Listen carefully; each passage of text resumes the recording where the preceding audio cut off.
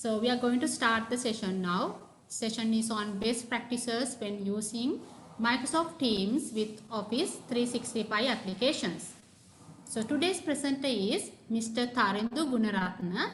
He's a past student of Master of Information Systems Management degree conducted by the Faculty of Graduate Studies, University of Colombo.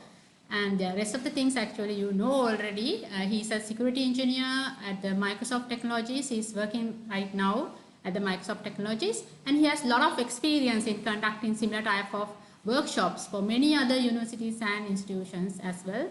So I cordially invite Mr. Tharindu to start the session now. Tharindu. Thank you, madam. Good afternoon, ladies and gentlemen. So I have to correct one thing which mentioned by Madam Tushari, which is I'm working for an US company under Microsoft Technologies, but not with the Microsoft organization. So it's a separate organization, as you know. I already included some slide to brief about me, so I will explain it in my slide. So today, as you know, so we are going to discuss about the best practices, and most of the cases I know you already have Microsoft Teams licenses and Office 365 licenses, but I got to know that some of you are working with some other tools, so you need to know the technology features, the technology and the features of Microsoft stack. I mean the Office 365 application stack. Because of that, in this session, I am focusing from the ground level. I mean, from the basics to advanced stuff. Okay, so we are discussing about the best practices and the essential stuff when it comes to Office 365 platform. Okay, we'll move to the session. As Madam Tushari explained, so my name is Tharindu Gunaratna, and I am working as a consultant in technology and training, and I'm working with Microsoft Solutions and Services. And I have some certifications, including Microsoft Certified Trainer, and I'm an Enterprise Administrator Expert on M365 platform. And I did my master's in University of Colombo.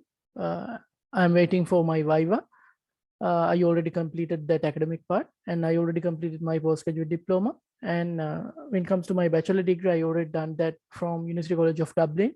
Other than that, I have a few qualifications in IT, and I'm a professional member of British Computer Society. And I done some courses which related to training and development. When it comes to my career, so I worked as a assistant manager for John Case Group within last 10 years. So in this year, I gave my resignation because I wanted to start my own venture. So I ran my own venture within last 2 years, but in this year I performed it as a company, and I started working with IT solutions and training. So currently I'm working as a security engineer at Innova Information Security INC, which located in California. So I am working remotely from Sri Lanka, and I am working as an independent consultant for John Case IT. And I'm a visiting lecturer for University College of Calania, University of Calania, and I'm a corporate trainer with Chartered Institute of Personal Management, which is CIPM. Other than these two education institutes, I have some engagements with some education institutes too.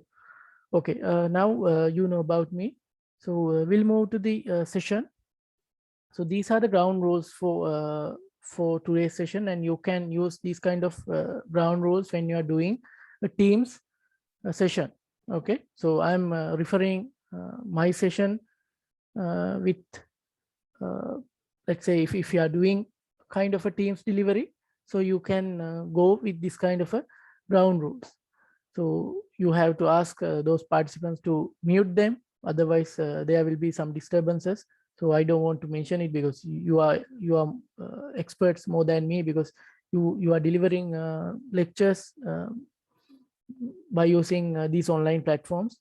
Sometimes some other platforms like Zoom or Meet, Google Meet. Okay, then you need to mention that those participants need to consider about their internet connection, because some of them are connecting from their mobile devices. and the battery life. So now if you are using a laptop or if you are using a mobile device, then they have to consider about the battery life. And actually we need to avoid from distractions, like if you're using a mobile device, so there are 100 of distractions if you're using a mobile device, you know it. And the Q&A part, so it's very important for this session also. I know you know about somewhat about M365, but if you have any question, if you have any concern, you can reach me or you can unmute your microphone and ask your question. So otherwise I can share my at the end, actually I'm sharing my email address, my LinkedIn address, and my phone number. So if you have any matter, if you have any training for any further training requirements, so please reach me, I can support you.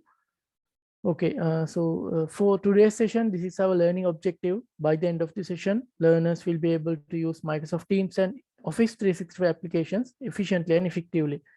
So we are not focusing all the M365 platform applications. I mean, all Office 365 applications. We are selecting some set of applications which is very familiar to use with Microsoft Teams. Let me come to the agenda first.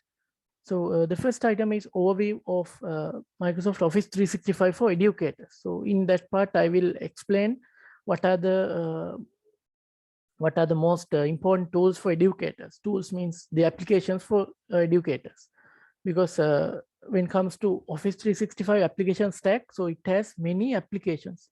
It has, I think, almost 20 to 30 applications.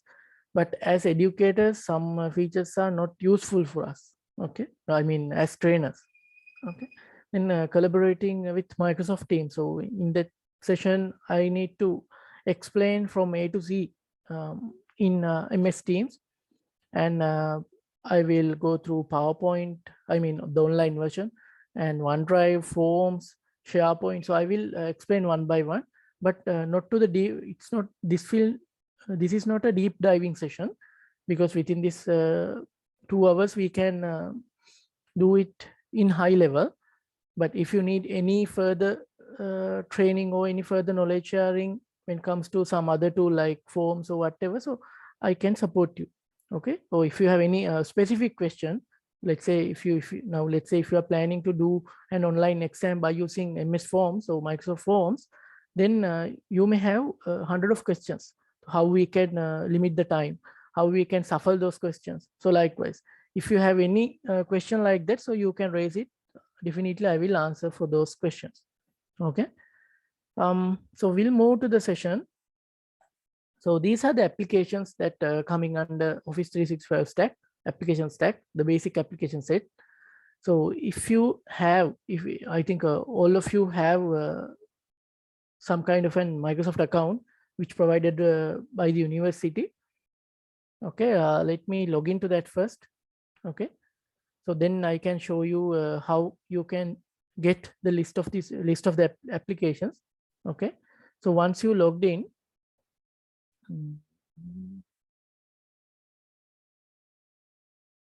now once you logged into the Office 365 portal, so here you can search for these applications. Sometimes now let's say if you are using this for the first time, then some applications will not appear here. Don't worry, you can go to all apps and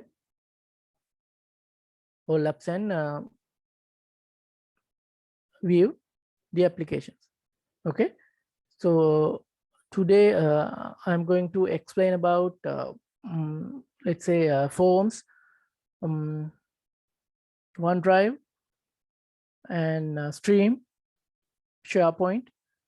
So we will touch these features. Okay, Stream is similar to YouTube. It's similar like YouTube. So you can upload your videos. Let's say your recorded sessions. You can upload those recorded sessions to Stream. Then participants can view. So what is the difference between Stream and SharePoint? So I know now I'm doing these days also I'm following a course with some leading institute in Sri Lanka. I'm doing one of my, okay, I think I already mentioned it. These days I'm following that PGDI postgraduate diploma in marketing with Slim. So as a practice, they are uploading their videos to SharePoint. But when it comes to SharePoint, so if we are opening that video, then we have to download it. Otherwise, it will use our bandwidth, because bandwidth more than stream. Because if we are going with stream, then it will load. It will load the video when it comes to, now let's say if we are loading a video which long around 1 hour, then if we need to view that video on SharePoint, then first option we can download it, then the whole video will download to our machine. The second option is we can open it. So if you are opening it also, it will download the whole video. But when it comes to stream, it's like YouTube, so it will not download the whole video. It will direct us to the specific, let's say for the exact time frame. Okay, so I think now you have that understanding there. So I need to explain it. Otherwise, you also think it's kind of a cloud storage to store your videos. It's not like that. Okay, so that's why I explain it. Okay, we'll move to the session. Now you have that understanding, the basic understanding, and mainly the teams, because teams now most of the individuals or most of the trainers, they are thinking like Teams is an application like WhatsApp. Okay, but it's not an application. Teams is not just application. So Teams is a platform. It's a collaborative platform. So you can collaborate all those applications, such as Forms, such as OneDrive, such as SharePoint. Even you can embed your stream video also in this Teams platform. Okay. Other than that, now let's say if you have Noodle or any learning platform, or if you have any tool like ArcGIS or any tool, so there are enough connectors to connect with this collaborative platform. So you can connect your third-party application too. Okay, not only applications which coming under M365 stack, so you can map the third-party tools too. Okay, then now this is very important. So most of the cases, trainers are thinking, so we have an account for Teams, but how those participants are connecting? So we can't go with Teams. So that's that was the initial thought. But now I think including you, so most of the trainers, they already know how to do this. But let me explain. There are 3 types in Office 365. Okay, so first one, that Office 365 internal users. So now let's say if you have an account from your university, then you will and you are an internal user. So that's why you have an account and a license from your university. And there's a second type. Okay, there's a second type, which is guest users. So you can enroll these users as guest users, but from the organization perspective, we can treat them as internal users. Okay, so now let's say if you have any engagement with some institute like let's say CIMA Institute, so you can enroll that tenant as guest users. Then CIMA users also can join and use your resources. I mean resources which belongs to University of Colombo. So likewise, guest is a different concept, but you can give guest access to individual accounts also. Let's say if I'm using a Gmail account or a Yahoo account, so you can enroll me as a guest user to your tenant. Then I can view those videos, I can access those SharePoint locations, I can comment, and I can chat with the individuals in that tenant. So likewise, okay, guest user is also a type that, but before that we have to have a process to make that user as a guest user. And the third type is the external user, totally external users. So in when it comes to external users, they can't use our resources. I mean, they can't access our SharePoint sites, they can't access our Office and Excel files, but they can attend meetings. Now we can, now let's say when it comes to a Teams meeting, we can, I already mentioned it in my slides in my future slides. Okay, and then I will explain it in that point. So in Teams, we can share that invitation with external individuals. Okay, so then they can connect. So they don't need to be an internal user, or they don't need to be a guest user. Okay, so they even they don't need to have an account also. They don't need to have an Teams account. Okay, they can simply connect as a guest user. Okay, guest user means guest user for the meeting, not these guest users. Okay, so we can identify these three types of users, because I need to explain this, otherwise you may think, so yes, we have an account, but how my participants, so my students can use this platform? So useless. So sometimes you may think like that, but it's not the right way. So right ways we can, even we can, now let's say if you're unable to register those users as guest users, still we can do meetings by using this platform. Okay, so Teams as a platform, so let me just brief you now. Teams is not a just application like WhatsApp. I already mentioned it. So Teams has these features. Teams will be Teams now. When it comes to Teams, we can make calls from Teams platform, and when it comes to Teams, we can chat, we can host video conferences, and we can do file sharing, we can arrange meetings, we can send emails, and live streaming too. So now you can see what are the other applications. So now let's say if you in your boardroom, let's say if you have a video conferencing device which is Polycom or Cisco, so Teams also have that possibility to connect with those devices. Okay, then Teams can continue the same thing with those features. But sometimes when it comes to Polycom, it will not capable to file sharing. It will not capable to live streaming for external parties. Likewise, but here Teams as a platform, it will provide all those features. Okay. Okay. Now let me just brief about MS Teams. I will take few minutes to brief about this tool. So then we can move to the hands-on session.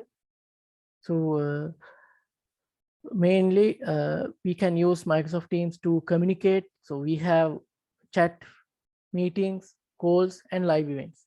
So in here, I mentioned two types of meetings and live events. So other than these two, we have uh, live meet. I will explain it in my next slide. So we have three types of meetings in Microsoft Teams. Other than that, we can chat, and we can arrange, we can communicate through various ways. And so we can collaborate integrated Office 365 application. So we are going to discuss that with some practical stuff. Okay, and customize and extend. So as I mentioned to you, so you can extend with some third-party applications. So at the end of this session, I already placed a video, so you can just watch it. So it's a practical example before COVID, but in US, not in Sri Lanka.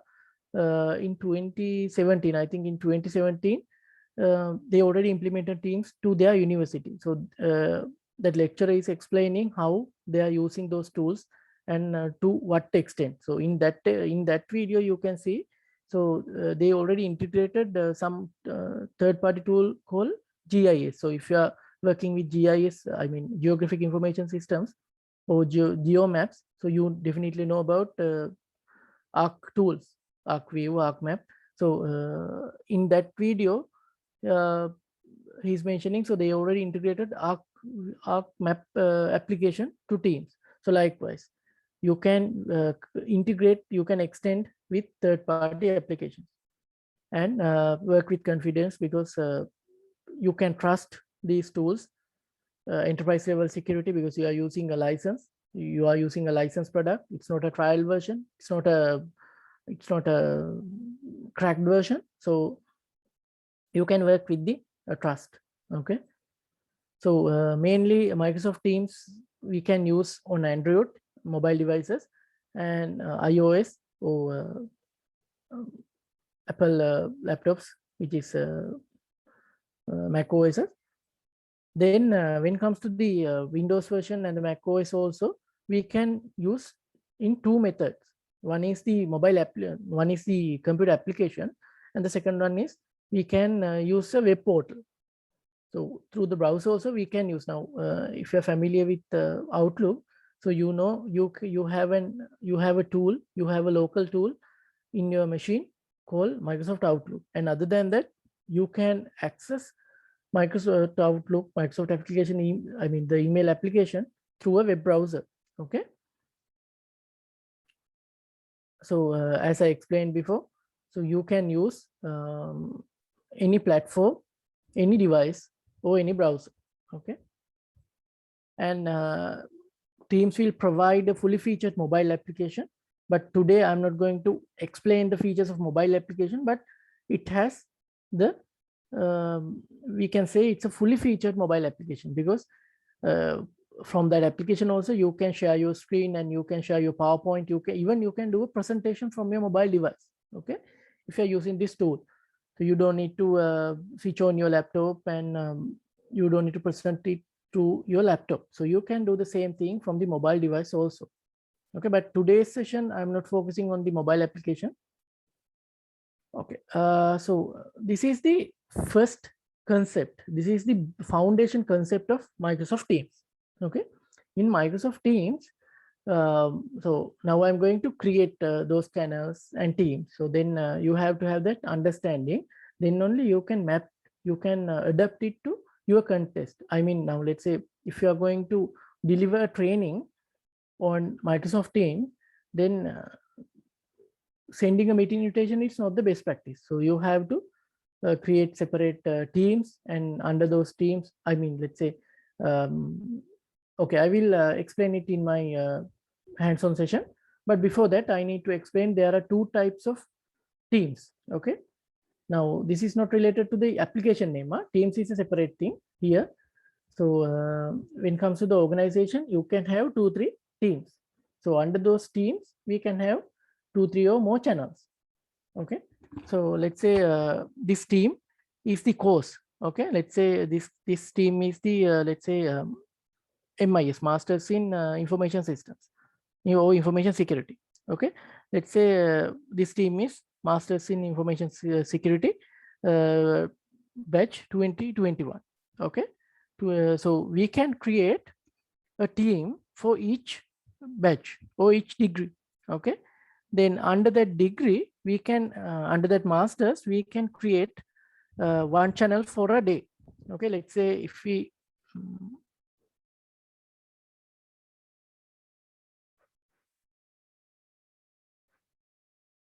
give me a second. So I got a question.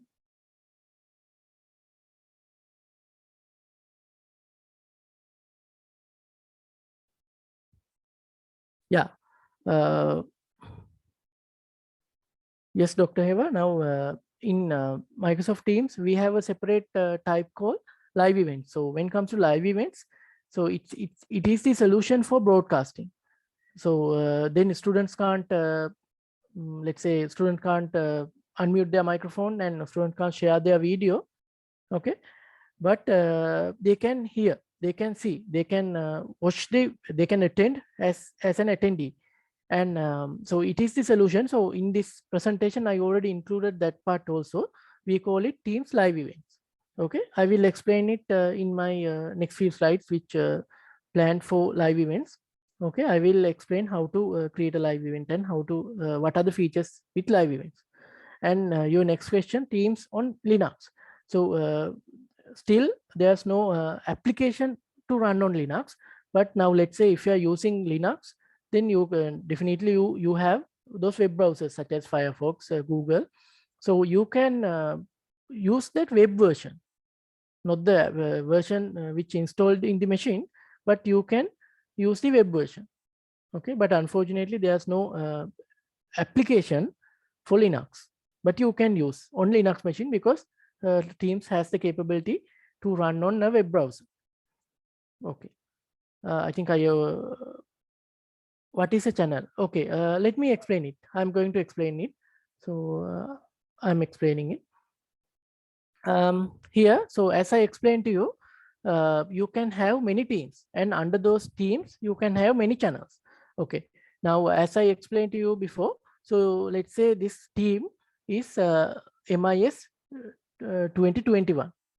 Okay, this is for masters in information security 2021 batch, and then under that this channel is for a day. Now let's say first day, let's say first day, say second day, likewise we can create channels for each day.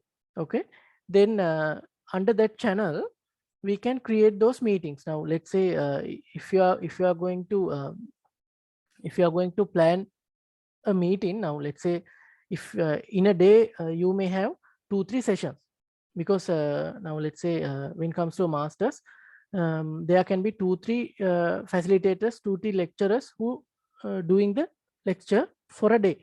Let's say 2 lecturers, then you can create 2 meetings under same channel, and you can set the time. So I will explain it how to create the meeting under channel. So then under this channel we can discuss. So the individuals also can mention their questions in the channel.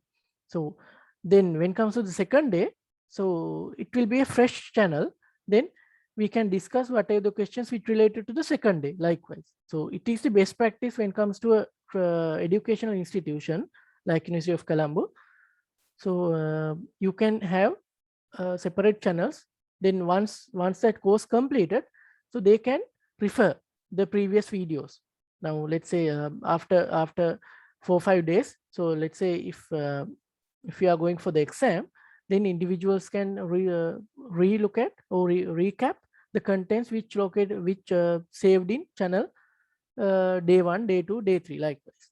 Okay, and when it comes to a channel, so it's creating a separate SharePoint location. Okay, it's creating a separate SharePoint location for you.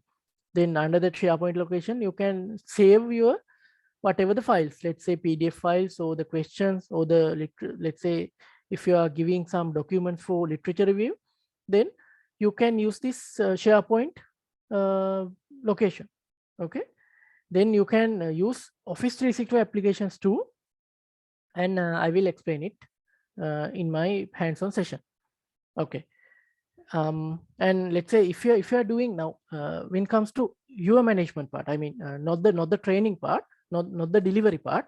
So as lecturer, so as the staff, so you may have some separate discussions which no need to expose to students. Then you can create a separate channel for that also. Let's say department wise or subject wise, you can create separate channels, and even you can create groups also. Okay, you can create groups. So by using those groups, you can now let's say if you are creating a separate group for lecturers for MIS. Okay, then let's say MIS lecturers or something like that. So you can create a separate group. So then you can use that group as a communication method. Okay, then you can now let's say when it comes to a team or when it comes to a channel, you have to give permission to those stuff. Okay, then if you need to add those group of lecturers, then you can simply search that group and add to the team or the channel. That also possible. But this group creation part is need to done by the IT because end users can't do that. Okay, okay, but don't mix up. This is not related to teams and channels, but you can give permissions based on these groups. Okay, so I think now you have that basic understanding, the basic foundation for teams. So let me go to Teams application and create some channel. So I will do it. I will demonstrate it now.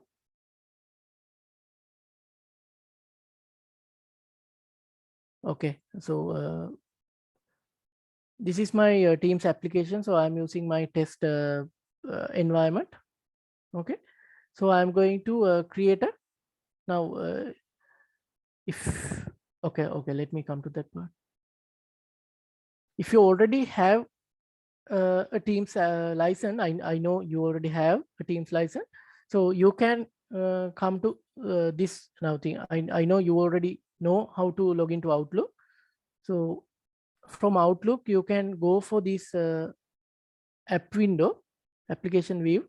Then from here, you can go to Teams. If you can't view Teams here, then go to all apps and select Teams. So I'm going to Teams. Okay, so this is my interface. This is my Teams interface. So let me open my application. This is similar to the web version. Okay, here now I already created the, okay, these are chats. So let me come to Teams. I already created some sample teams here. Okay, so I created the team for MISM 2021 and PGDISM 2021. So these are the courses which I already done. Yes, now these years are not the exact years. I just put sample records. Okay, now I'm going to create a team. Okay, under team, now you know under that team you can create channels. Okay, then I'm going to create a team. Okay, first you have to create a team. Now you know. Let me come to that part.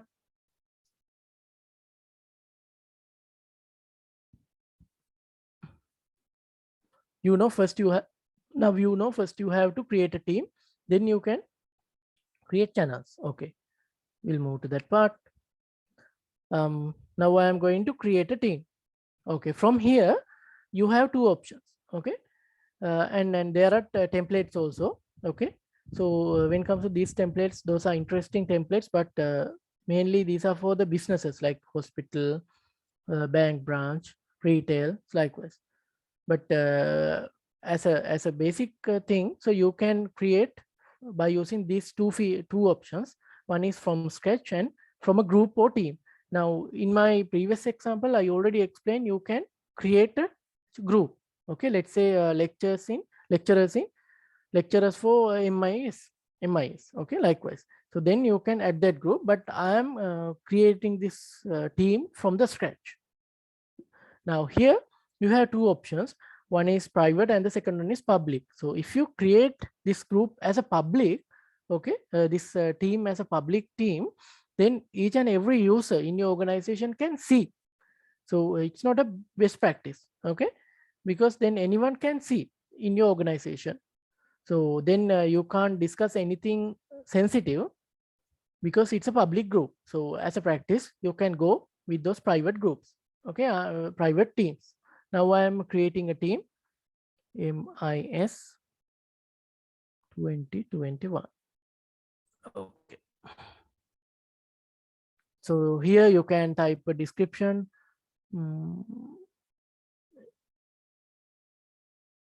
Masters in information security. I'm creating this.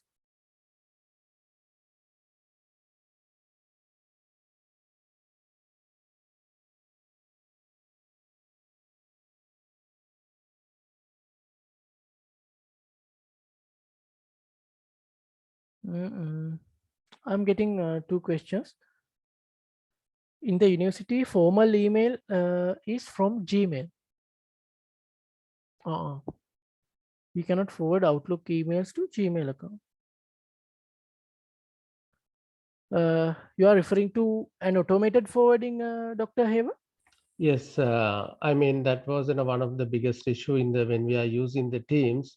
The team account, the formal account is in a Microsoft account, Outlook account, but the usually we use a one account to read our mail. So I had a problem. I mean, I tried several ways to forward the mails, but that is not allowed even on the web. Also, I couldn't find a solution. They say they are going to solve it. So some people say they have solved it, but I don't know how to do that one. I wanted to know whether, do you know anything about it? Have you tried automated rules in Yeah, Gmail? it's, I mean, what I tried it from the Outlooks, I will try to put in a forward address to my formal address.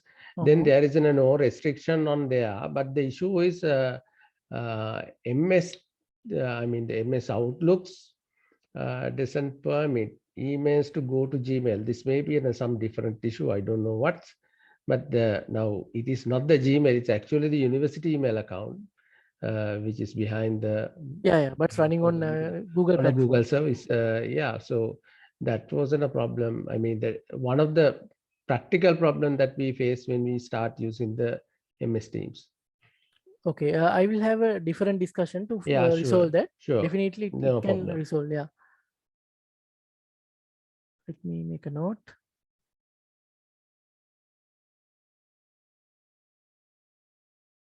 Okay, and the next question is, my Teams app looks different from yours. It because I don't have M365. Different means? So can you see assignments and No, I only have activity, chat, and calendar. Help at the bottom.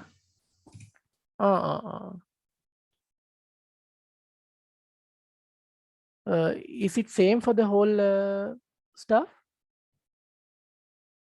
I'm not exactly sure because we have installed the MS Teams on the My Faculty, but Professor Pavitra's one, I think she is using the public MS Teams account. Yes, because we don't have Office 365. Office 365. But now, however, is there's a way to get into that one using the, this is another follow-up question. You can take it and see. That's what Professor Pavitra is saying, correct? Because some people don't get the full features there. Okay. I already included that in my slides, sir, because Microsoft is providing a freemium license now these days due to this COVID-19. So actually, they introduced it in last year, and they are continuing the same license. You mean the A1? Am I correct? No, not the A1. The freemium version, which is Teams Exploratory license. Okay. I see. Okay.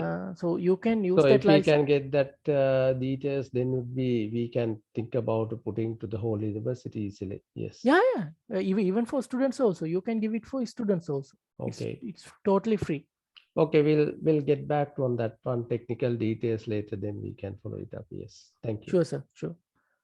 Okay, you can reach me for any support because I am already doing Teams implementations too in with Microsoft Sri Lanka, so I can support on that technical side also. Okay,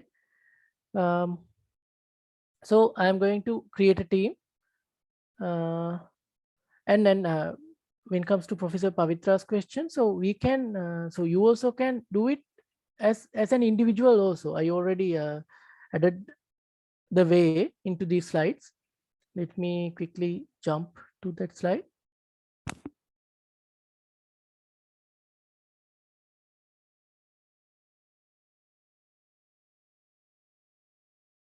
Okay, so as an individuals, you can register for a freemium version. Okay, so I will guide you and I will share a link to register. So you can simply use your Gmail account or your Yahoo or your personal account, and you can create a Teams account. So then Microsoft will provide you to use whatever the features in Office 365 for free. Okay, you can use a free Teams account. As an organization also, you can do the same thing, but when it comes to organization perspective, you have to use a separate account other than your personal account. But if you're interested to work with your personal account, then you can follow these steps and you can do it. So I will share that link at the end of the session. Okay, we'll move to the that part. Okay, here I'm going to create a team. So I'm creating it from scratch. So okay, I already created. Sorry, my bad. Okay, now I already created the team here. So under that team, the general channel is already created. Okay, so as I explained to you, you can create separate channels for each day. Okay, now I'm going to create a channel for today. Okay.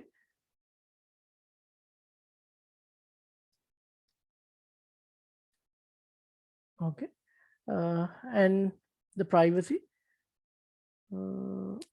Okay. I have no. Okay, let me brief about these two options.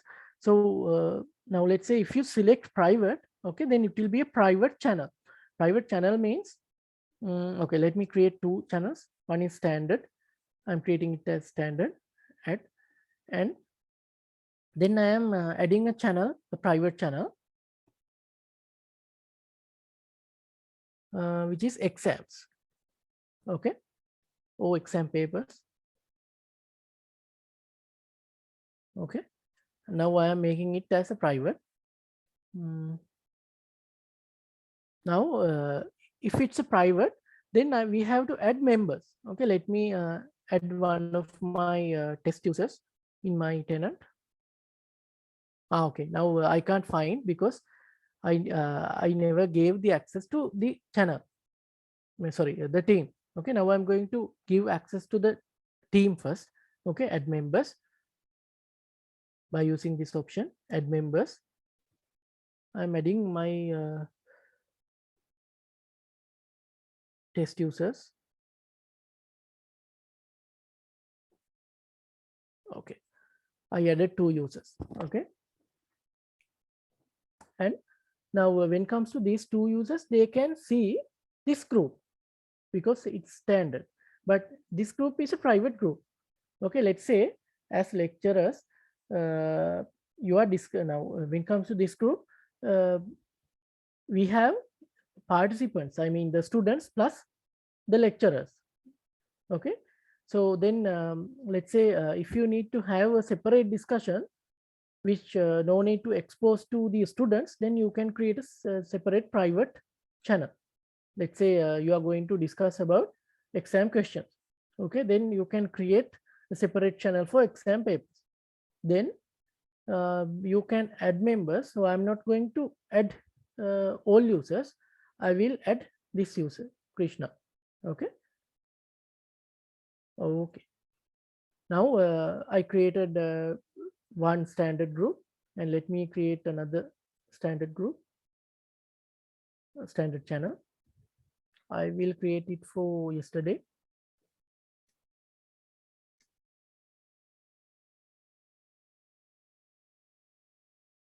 Okay. Now I created for 2 days. Okay, now I am opening it from my another user's view. Okay, I'm using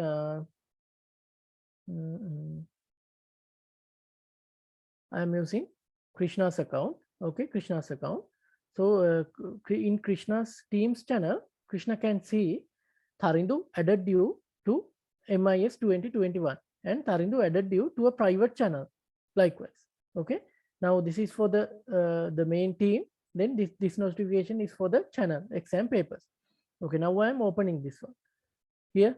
So let me minimize this. Okay, here I can see the general channel and these 2 standard channels and this private channel. Okay, so I can start a conversation.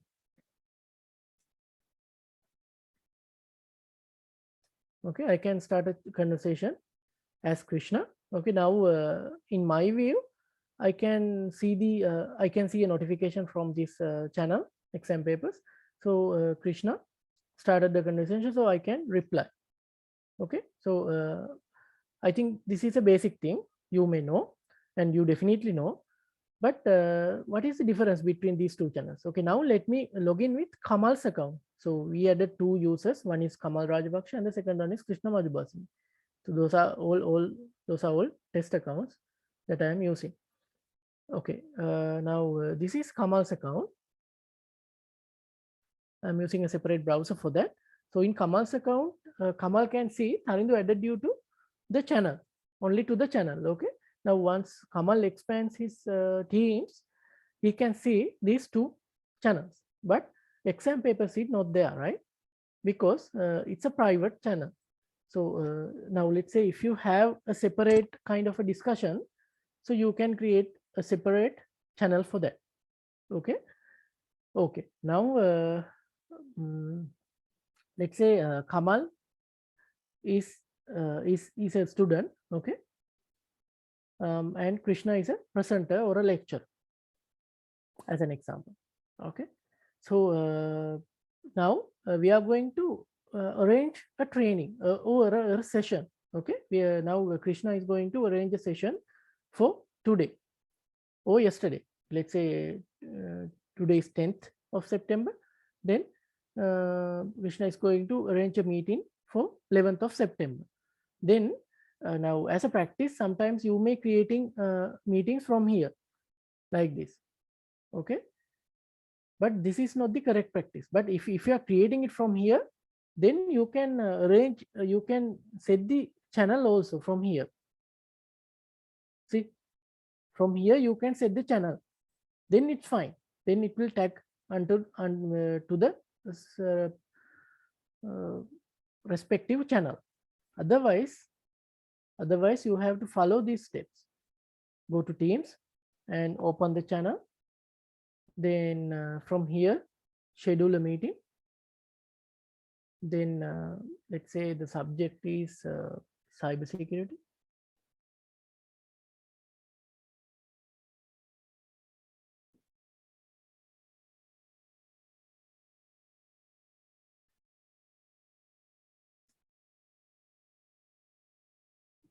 Okay, and attendees, so we can add Kamal,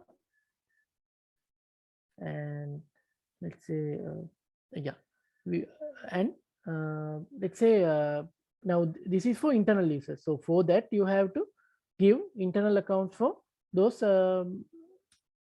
students. Sometimes it may not possible. Sometimes there can be dependencies to do that. Then you can add Gmail addresses also. Let me add the Gmail address here. I will add my Gmail address. Okay, then here you can see invite the Gmail address. I select that also. Okay, then I'm going to select the time slot. My name to 12:30. Okay. Then from here, yeah, all are done. From here you can mention the agenda or the line items that you are going to deliver. Then send the invitation. Okay.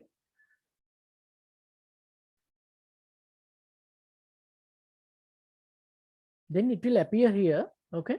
From now, let me open from Kamal's view. So Kamal also can see a notification here. So once we go to there, then Kamal can see there's a session which arranged by Krishna. Okay. Then Kamal can join. Kamal can join to that meeting from here. Okay. Let's say, so I'm joining.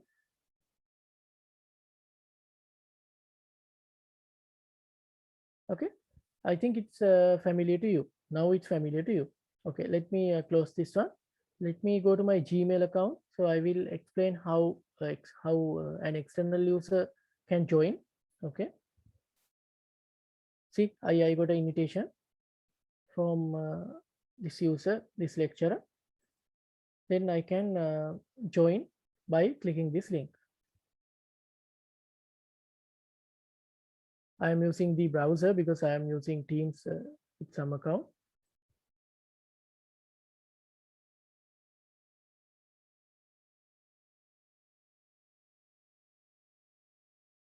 Okay, it's also possible. Okay, so for external users also they can join. So now you have that understanding.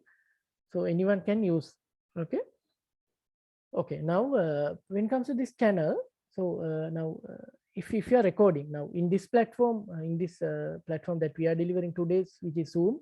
So in Zoom, we have to those recordings are saved on host local machine.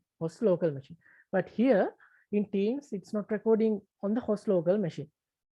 Okay, so now let's say sometimes you may have that experience. Now if you are the host and you are enabled the recording and you are delivering the session, somehow so it can be a network disruption or it can be a power failure. sometimes you may disconnect it. Then what will happen? That recording will not continue. But when it comes to Teams, so if you enable the recording, then recording will continue. Okay.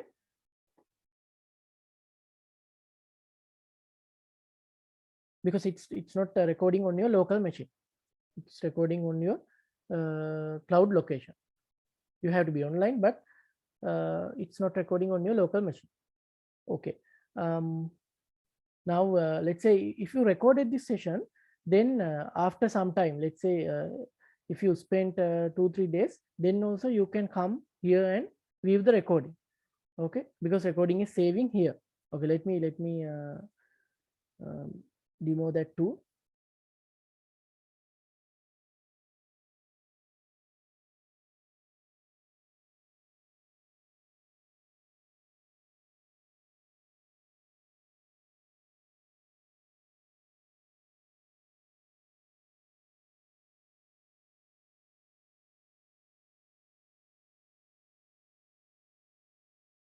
Okay, then it will appear like this. Okay, it will appear, it will save within few seconds.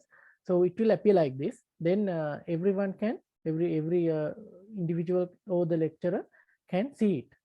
Okay.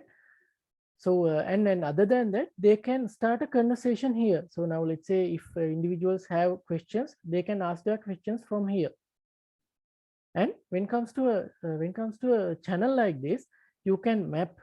Okay, let's say if you need to map your feedback from here, then you can go to forms. You can create a new form, or you can use an existing form. So I'm using an existing form. I will, and then next I will show how to create a form also. Okay.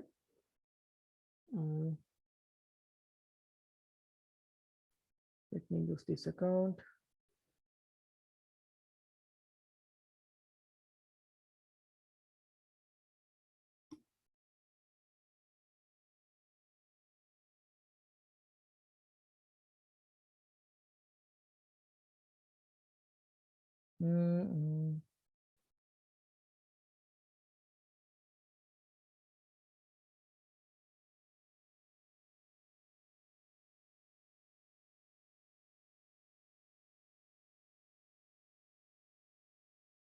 Okay, I already created the form, so I'm touching that form part also. So don't worry. I will explain how to use forms to continue your examinations and surveys. Okay, likewise. Then individuals can see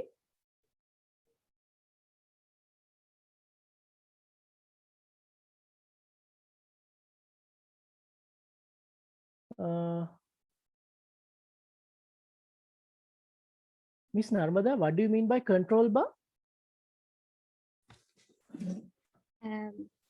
Taridu, thank you for giving me the opportunity to ask the question. Yep. It was like this. Now we use this Zoom platform for our purposes. So it's now always when we were doing something, we can see this the bar with mute participant screen share. This one. Things. Yeah, but when we use this Teams meetings, it's really hard for me to get that bar visible. Oh, okay.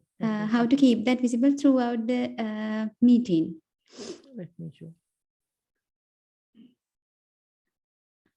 Once you share a document, I don't see that bar. So you can mute it from here. Yeah, that's correct. But once you start sharing afterwards. You mean sharing your screen? Yes. Okay. Let me show it. So it, okay. Oh, I got your point. Now let's say I shared my screen. Okay, let me show you.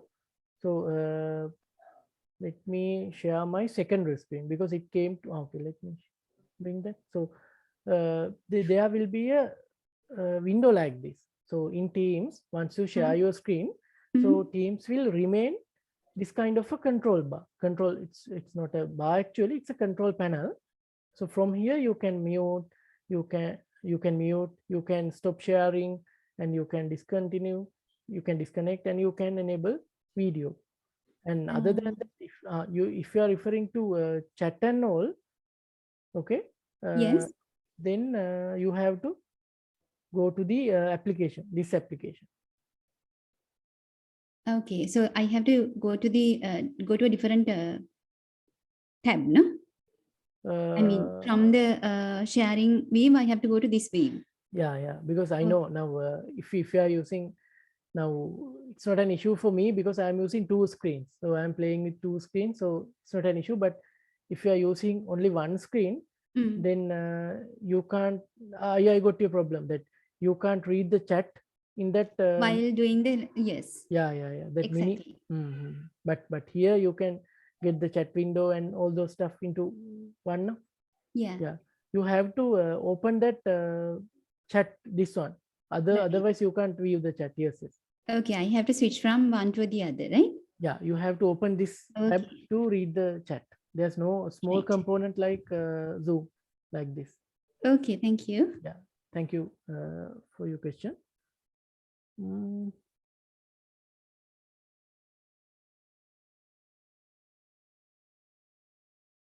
Okay, now let me disconnect. Okay, so others can see the recording and others can start a conversation also. Okay, so you can ask any question, you can ask whatever the questions.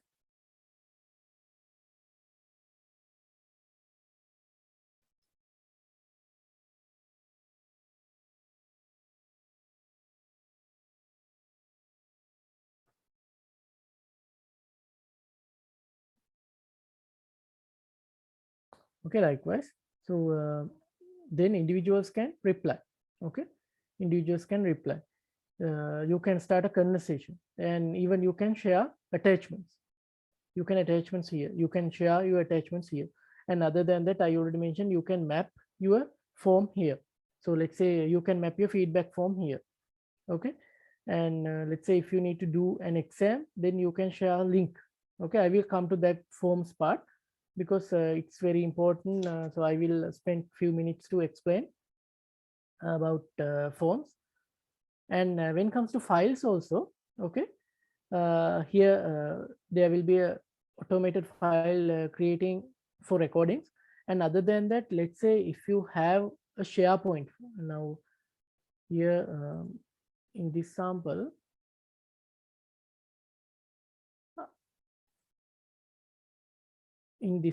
I already mapped the SharePoint site. Okay, let me open it. Okay, so I already uploaded my files which I use for my literature review into one SharePoint location. Okay, so I'm opening it in SharePoint.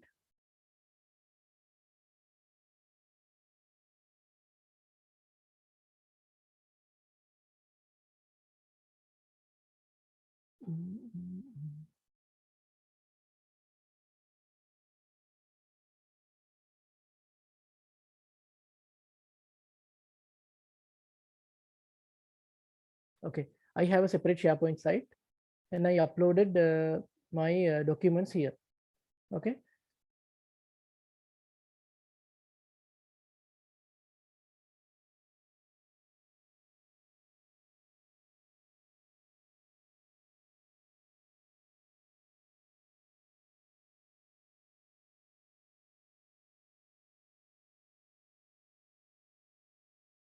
Okay, let me create a separate fresh one. Then I'm creating a SharePoint site here. So you can consider this demo as a demonstration for creating a SharePoint site also. Okay, I'm going to SharePoint. Okay, I'm going to SharePoint and create a site. Then I'm selecting a team site. I'm putting a name, MIS. Okay, because this folder is, let's say, this MIS storage, okay, is similar to each and every batch. Okay, let's say last year or for the next year also, we are using the same file repository. Okay, then we can use this MIS folder for each and every batch. Okay, next, I'm going to add members.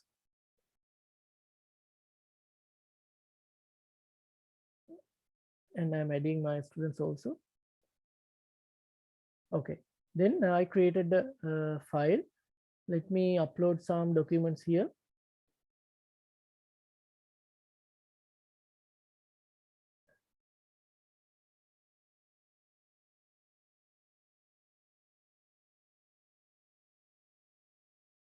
I will upload one of my slides.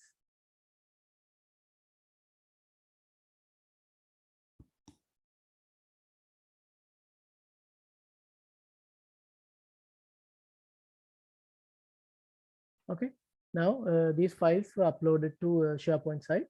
Okay, now I'm going to map this repository.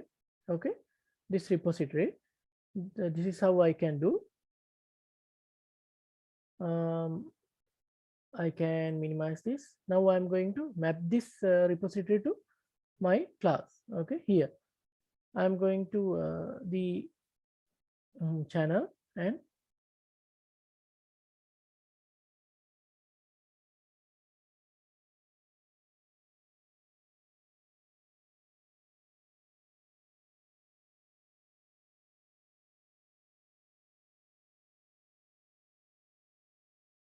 SharePoint. Okay, from here I can see the SharePoint.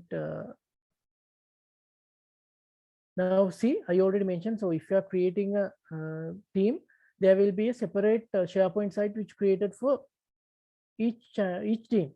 But now I'm going to map a separate site. Okay,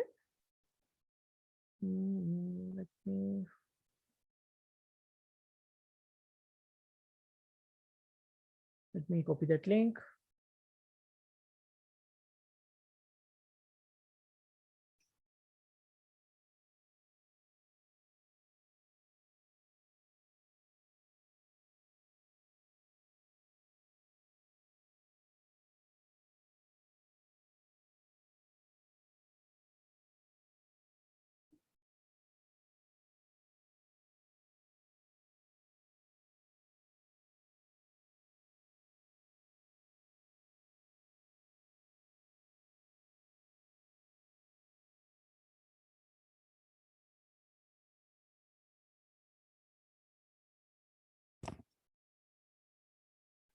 Okay, now here I can see that site.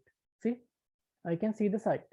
So in here I can see the my lecture notes also. Lecture notes means slides, lecture slides. Okay, so then from students end also they can see this site. Okay, I can rename this site as lecture notes. Then now let me open it from Kamal's end. Kamal means our students end. Then that student can see that site got mapped. Okay, see, that student can view those lecture notes, so those slides. Okay, if that individual need to open those things, then he can use the Teams also. The students no need to download that video. Okay, likewise. So this is how you can collaborate. You can collaborate Microsoft Teams. You can map any application in M365 platform. You can use these features to continue your training on Teams platform. Okay, and there's some interesting not a tool, a feature. Okay, let me go to the meeting that I created. Okay,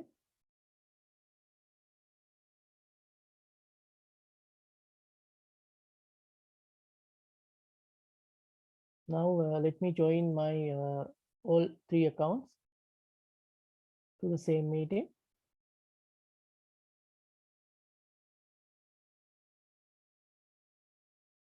Okay, from this account also I'm joining. Now see, this user can see there's a meeting is going on. Now user is going to connect to the meeting. Okay, now here we have 3 users. We have 3 participants: Krishna, Kamal, and Mama. Me, myself. Krishna, Mama, Kamal, and Tharani. Okay, now I'm going to brief about breakout rooms. Breakout rooms means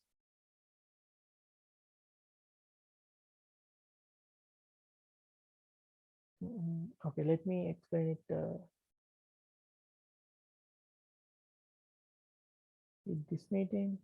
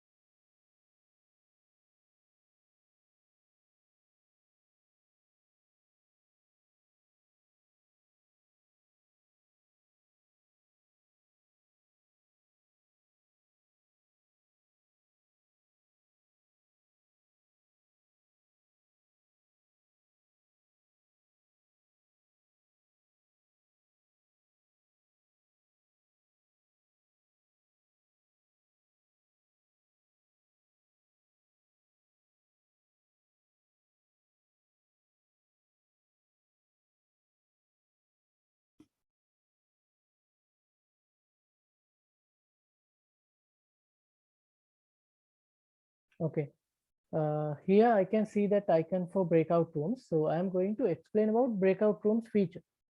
Okay, can you create SharePoint within the team group? Yeah, you can. You can create SharePoint SharePoint site within a team group. So you can add the relevant individuals. Then you can make it private. Then no one can view the content. Okay. So here the special thing is now when it comes to a training session, when it comes to a physical training session, sometimes you may have to make groups. Okay, it can be a Viva or it can be a group activity. Okay, sometimes you may need to separate them as groups. Let's say 4 groups for the class. Okay, or subject wise or some other criteria. So then Microsoft Teams has the capability to create breakout groups, breakout room. So in the meeting you can create groups. So in this meeting I already created 2 groups. Let me close this stuff. We'll create groups from the beginning, breakout rooms from the beginning.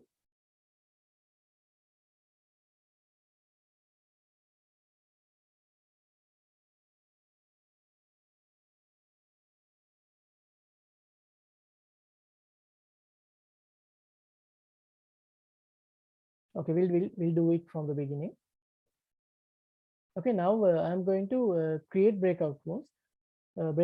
So when you are going to create breakout rooms, you can define the number of rooms that you need to create. Let's say if you need to create 3 rooms, then you can set automatically. Then Teams will automatically select individuals for these 3 breakout groups. But now let's say if you already have teams or if you already have groups in your class, okay, then you have to go with the manual feature. I will create 2 groups and manually. Okay, now I am going to select Krishna and assign her to room 1. Okay, then I'm assigning it 1 person. Okay, then Krishna will move to that room. Okay, and when it comes to room configuration, you can disable this. Participants can return to the main meeting. So now let's say if you need to group them and if you need to restrict them into that group, okay, then you can enable this, you can disable this feature. Otherwise they can come and discuss in the main room and then go to the their sub room. Okay, let me add. Okay, Now let me, this room number 2 is empty. So I'm going to add Kamal to that room. Assign participants, selecting Kamal and assigning to the second room. Okay, now let me open it from Kamal's window.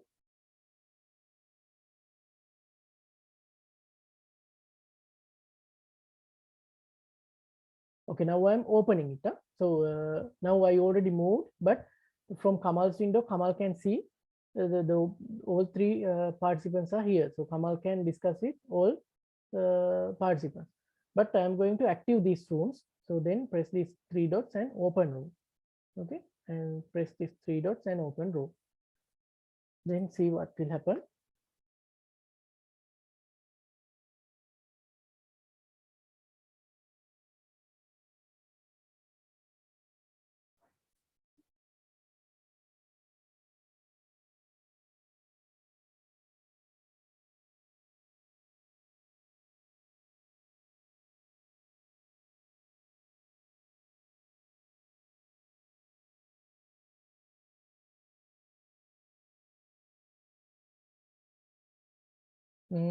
Okay, now when it comes to Dr. Hewagamage's question. So now let's say as a teacher, you can see now. Now let's see now in this example, from my account I created these 2 rooms, but as a teacher I can go to each and every room.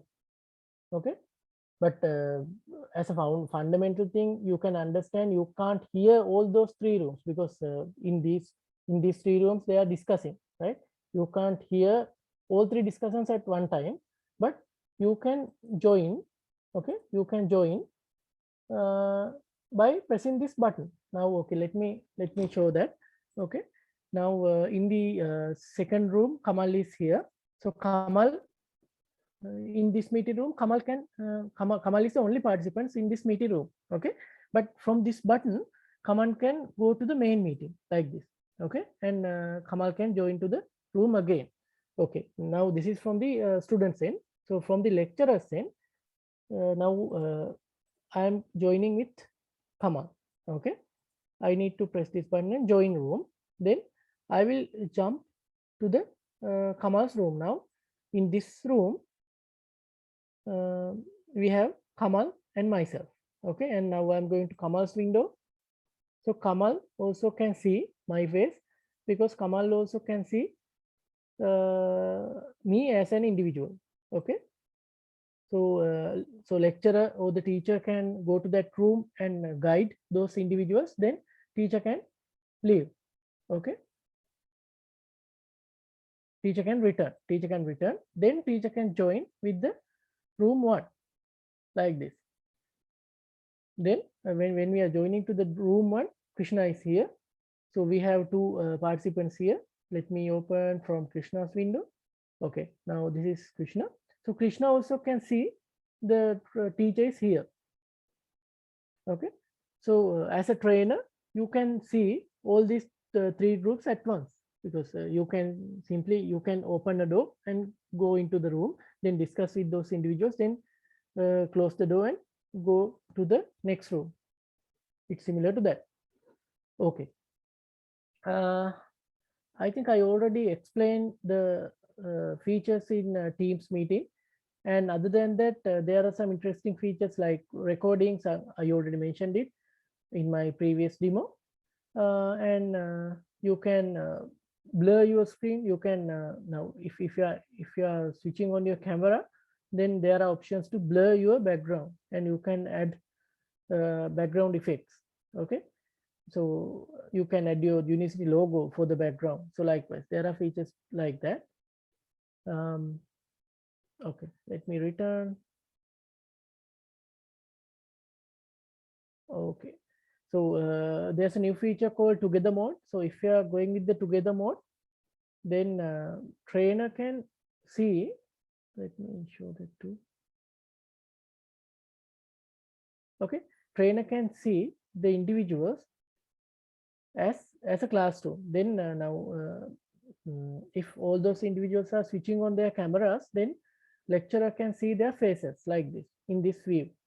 Okay, so there are some interesting features like this.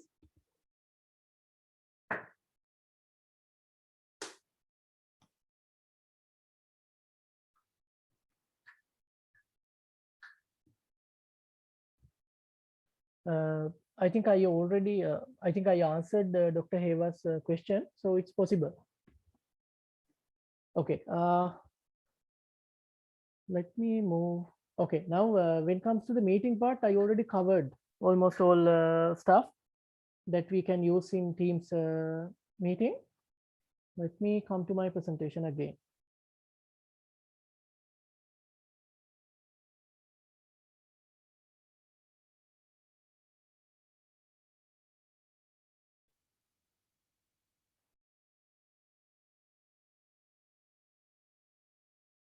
Okay, we were there.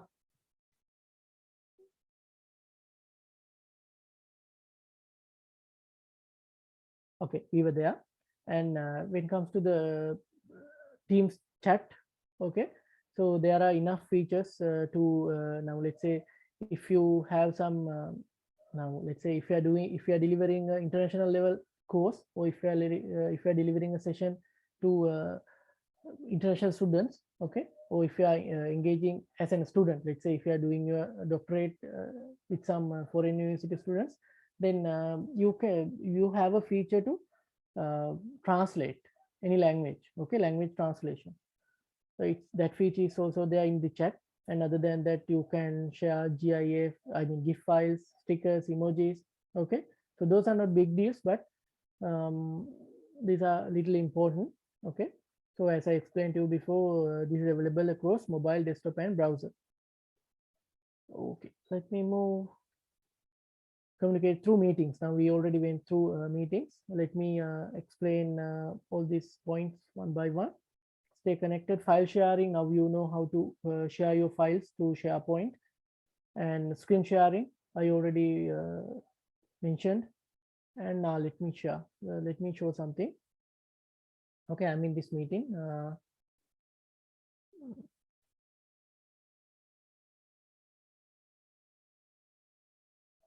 Okay, now I'm going to share my screen, but here I have a feature to include my computer sound. Okay, it's not a big deal, but I have to show it to you. And let's say if you need to do a whiteboarding session, then you can collaborate the whiteboard application, Microsoft Whiteboard application, with this. Okay, so you have these two features. You can collaborate these two applications. Okay,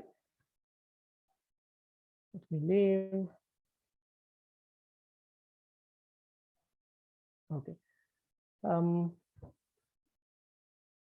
File sharing, video and audio conferencing. Now you know how to do it. And I already mentioned external and large to one to many. So I will come to that point. One to many, I already mentioned that the Teams live events. And yeah, all are familiar to you. Meeting recordings, translations, indexed for searching. Okay. Okay, let me move. Okay, these are the three types that I already mentioned.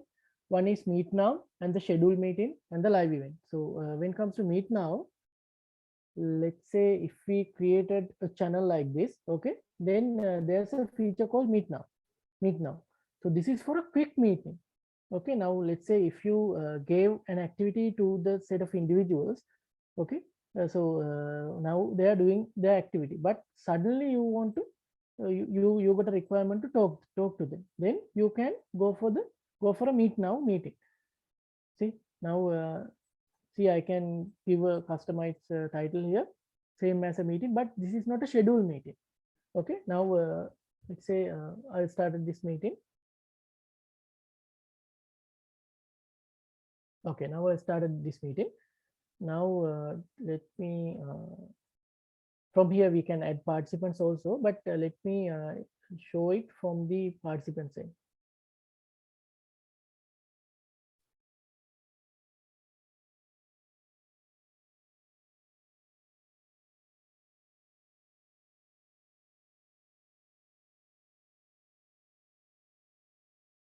See in the chat, so that participant can see there's a meeting going on, so that participant can join, but This is a scheduled meeting.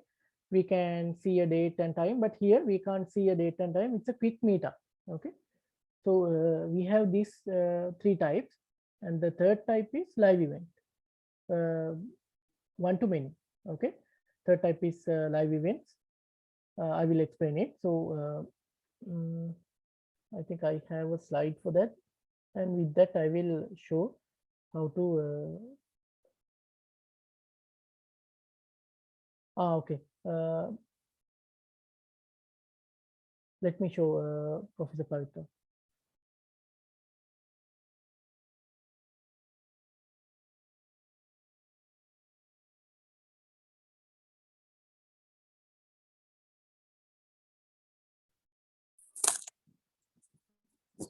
Okay, now I'm going to share my screen. Okay, then here I have a feature to collaborate on whiteboard, Microsoft Whiteboard. Okay, I'm clicking on that.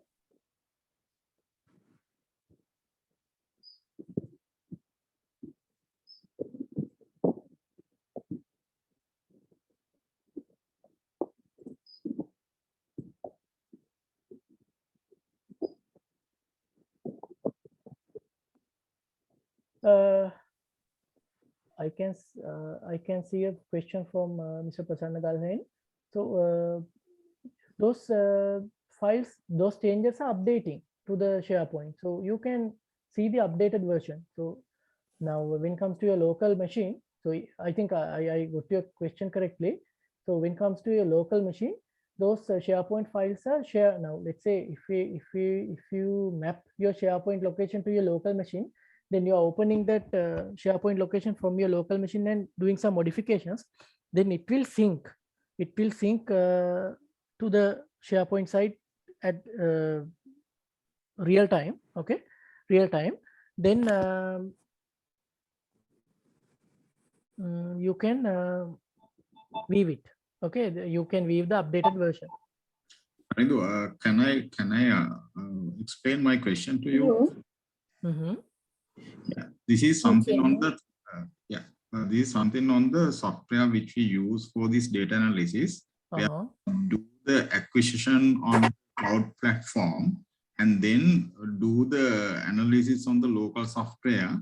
And then once we upload it to the cloud, right, that is not the SharePoint. We have a separate cloud platform. How can you make it available through the Teams? What is the cloud platform, sir? That is on a Thermo Fisher cloud platform. Okay. I think it's possible to map, because I think I already explained. Give me a minute, Mr. Prasanna Galhain. So I think I already answered Professor Pavitra's question. So you can use the whiteboard, but I can see that this option is not available for you. I think you already using that personal version, right?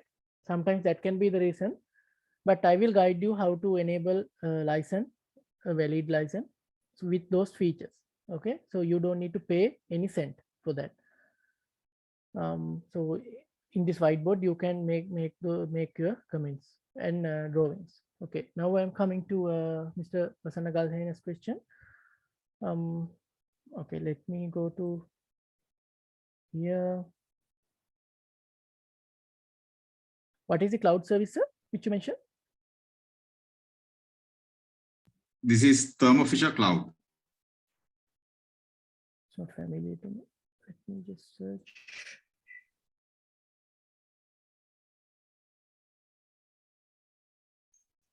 Can you just spell? THER MO Fisher. Fisher. F5. Yeah. Okay. Put as a cloud. Okay.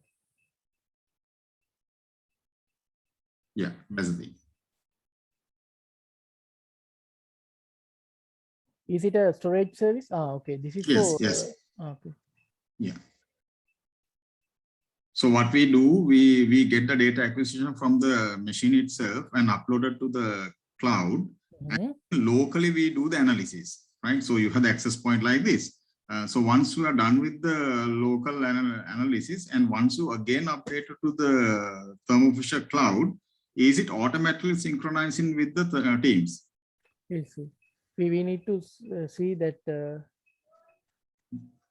that application is not inbuilt with Teams. Okay. Right. Yeah. So, but you can now, let's say, there are solutions, but that application is not here, unfortunately. But now, in this application, can we publish it into a public location, like a blob kind of a thing?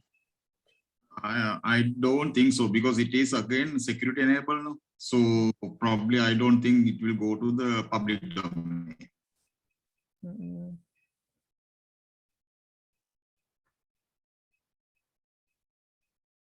Okay, now okay. Putting them on the mapping on that on this team. What I need to ask from you, whatever the changes that we do on the cloud-based application like that, automatically if we are successful in mapping it on the teams, is it automatically synchronizing? Yes, once it's updating. That is possible, no? Yeah, Right. That is my question. Yeah. Okay, no issue. So now let's say if you're doing the same thing on SharePoint, then SharePoint, so in Teams, actually it is only a link. So through that link, so it's accessing to the updated data set. Okay. Then if you are using a cloud service like that, so you can map it, but you can use Dropbox, like you can simply map those basic stuff. But I think this is more related to some academic stuff. Sometimes that can be the reason, but from the administrator side, there are many ways to integrate with those tools. But because I mean, these are for end users. Actually, I'm delivering this stuff for end users. But let's say if you have a separate tenant, so your tenant administrator definitely can integrate those applications, because it's also a cloud platform. So there are possibilities, but it's a manual process. It's not a simply click 2-3 steps and integrate. So you have to copy some links and you have to allow it from the admin panel. So it's not a job for the end users. But here these applications are available for end users like you. Okay.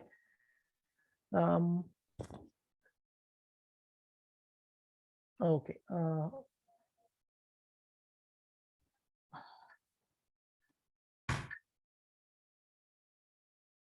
Now let me go to my slide. Okay, now these are the 3 types of meetings that I already explained.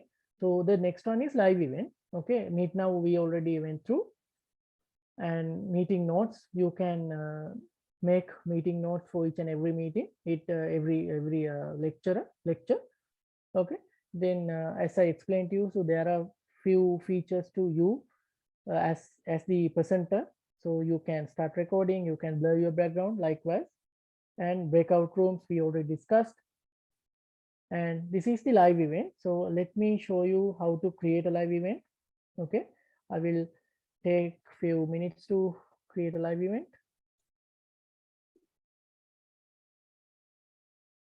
From here, there's an option called live event. Okay, I will, let's say if you have a live event,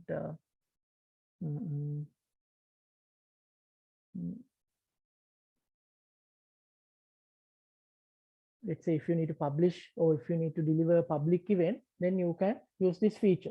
Okay, you can set a timeline, and from here you can allow or disallow external presenters. So most of the cases, let's say if you are inviting some external presenters, then you can allow this feature and invite external presenters.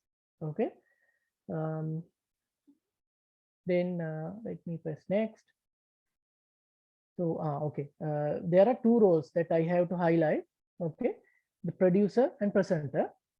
Producer is for the producer is the only guy who able to start this event and end this event, but presenter is to present this screen. Producer also can share his screen. Presenter can do whatever able to presenter. I mean, producer can do whatever the things that able to do with presenter role. Okay, but presenter can't start the meeting or end the meeting. Producer need to engage to start and end the event.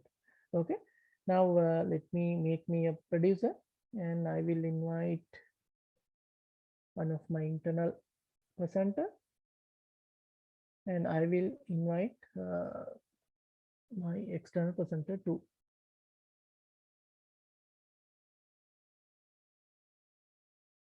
Okay. Then next, so here, this is little important. So if you select people and groups, then you have to select the members. Now, let's say if you are focusing only senior lecturers in University of Colombo, then you have to add those lecturers by mentioning their name or by mentioning the group. Or if you go with the org-wide, then the whole organization, let's say in University of Colombo, you have all of the employees have email accounts. Then they can view if they got the link, if they got the meeting link, okay, then they can join to this meeting.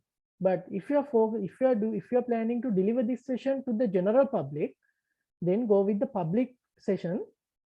Then participants no need to log in, no need to sign in. Okay, you can see here, no sign in required. So participants no need to sign in. They can they can join as guest users. They don't need to have an account, and they don't need to be in your organization.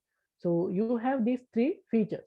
Okay, let me create a public event here. Okay, and then here you can enable the Q&A panel, or you can disable the Q&A panel. And from here you can enable the recording for attendees. Okay, then captions. So subtitles will be there. So you can enable subtitles. So participants can choose now from here, let me allow Chinese traditional, and some language, Arabic. Okay. So spoken language, we have to set it.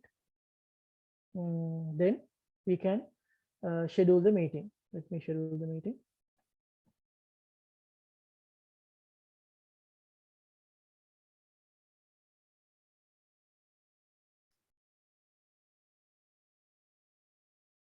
Okay, now now this is for the attendee.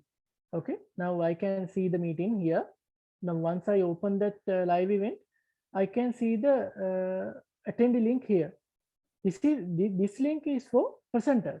So don't share this link with attendees. This link is for attendees. Okay, I can sync this. I can copy this link and I can share it with attendees. Okay,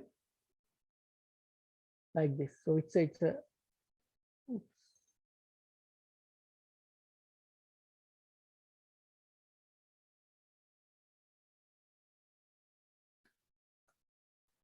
Let me copy it again.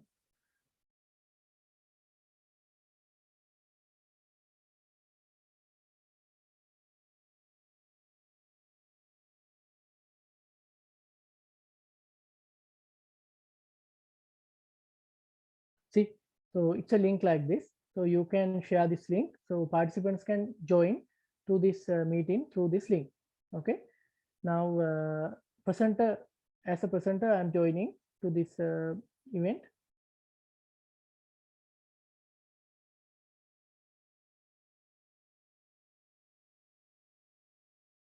See, now I can see my window and I can share my screen. So let me log into Krishna's account.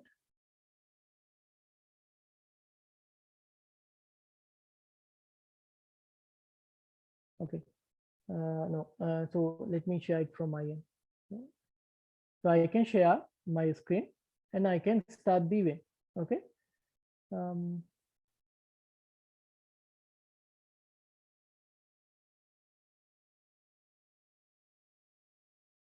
So I have to send it live from here. So it's kind of a queue. Okay. Now, if you are familiar with broadcasting tools, I know you are familiar with broadcasting tools. So then you can send it to live window. Okay, but still that event is not started. Okay, once you press start only, the event going to start. Okay, so if I press the start button, the event will start.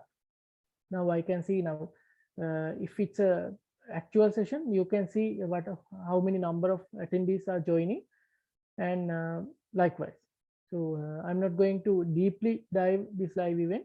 So now you have that understanding. Or let me start this live event. Okay, then I can start, and okay, there's a message, because there can be a 10 to 20 seconds delay. Okay, now I started. So you can see that window is became red. Now that screen is sharing. Now I'm going to end it.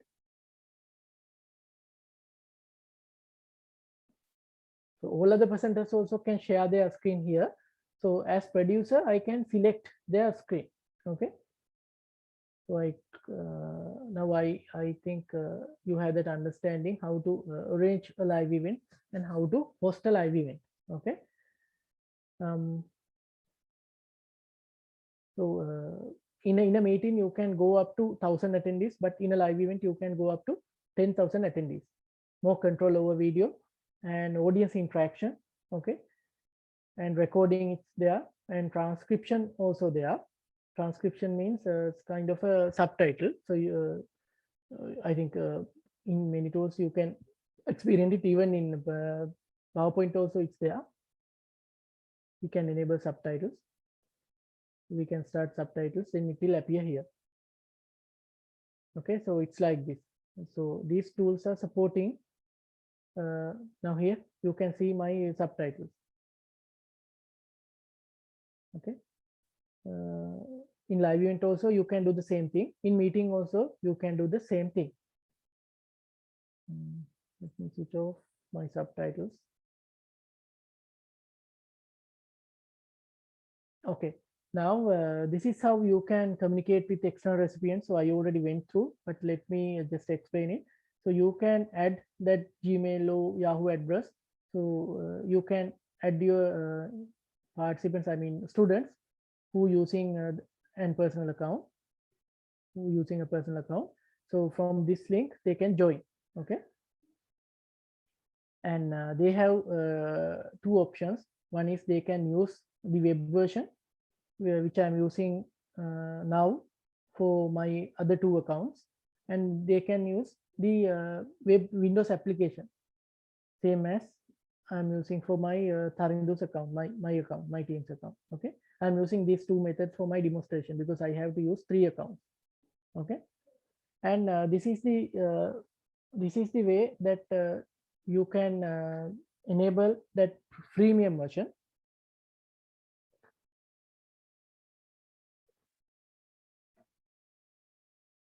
This is how you can enable that freemium version. I will share that link with Mr. Tushari with the steps. No, sorry, Madam Tushari, with the steps. So I will prepare a proper document and I will share it with you. So you can enable that freemium version for your Gmail or Yahoo address. Okay. Other than that, if you need any support to enable the features for your university, I mean, as a tenant level, so I can support it too. Okay.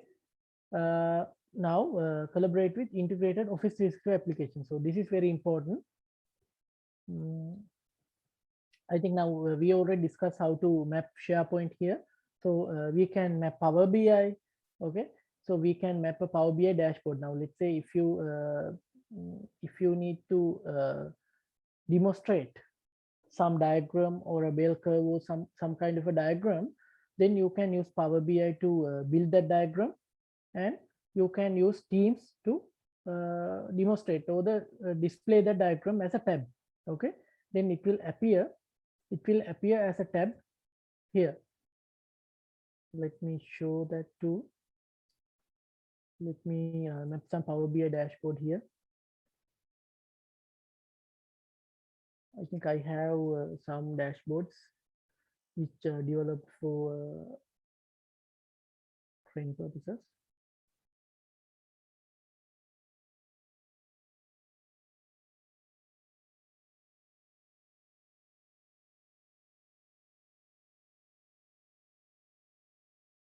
No, in this account I don't have, I think. Yeah. So if you enable that Power BI dashboard, then it will appear here. Similar to this form, that Power BI dashboard will appear here. So they can slice and dice.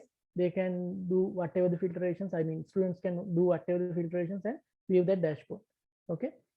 And other than that, you can use Power Apps also, but it's actually not. It's mainly for the corporate environment. And let me explain about the OneDrive and SharePoint. So OneDrive is for the personal use. Now, most of the cases, we are uploading our documents to OneDrive and sharing with others. It's possible, but if you are going for a share location, a shared site, then please go for SharePoint site. Please do not create a OneDrive location and share it with everyone. Okay. So let me open OneDrive. I will demonstrate 2-3 stuff.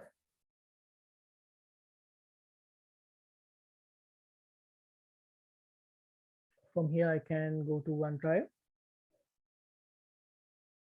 And so here, it's kind of a shared, not shared, it's kind of a cloud location, cloud storage location.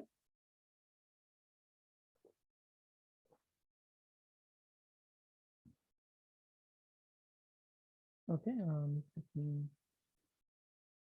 Here you can create your documents. Okay, you can create folders. So under those folders, you can create documents. Let me create a folder. Let's name it UoC. Under that, I'm creating a document. Let's say a Word document.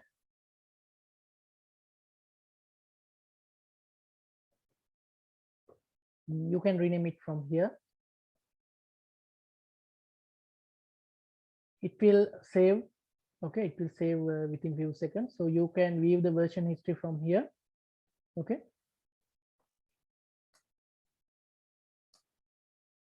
Let's say if 2-3 people. Now let me share this with my colleague. Okay, from here, when it comes to sharing, this is very important. Okay, when it comes to sharing, you have now my organization's name is Tarizon Innovation, but now let's say when it comes to your organization, it will be like University of Colombo, whatever the organization name that providing to the tenant. Okay. Now, if you are going with the first option, then if anyone with this link can open and edit this document. Let me show that. Okay, I'm copying this link and I'm pasting it here in the chat. So then you also can log in. Okay, you also can log in and edit this document. Okay, you can do the same thing for an Excel sheet or for a presentation also. Okay.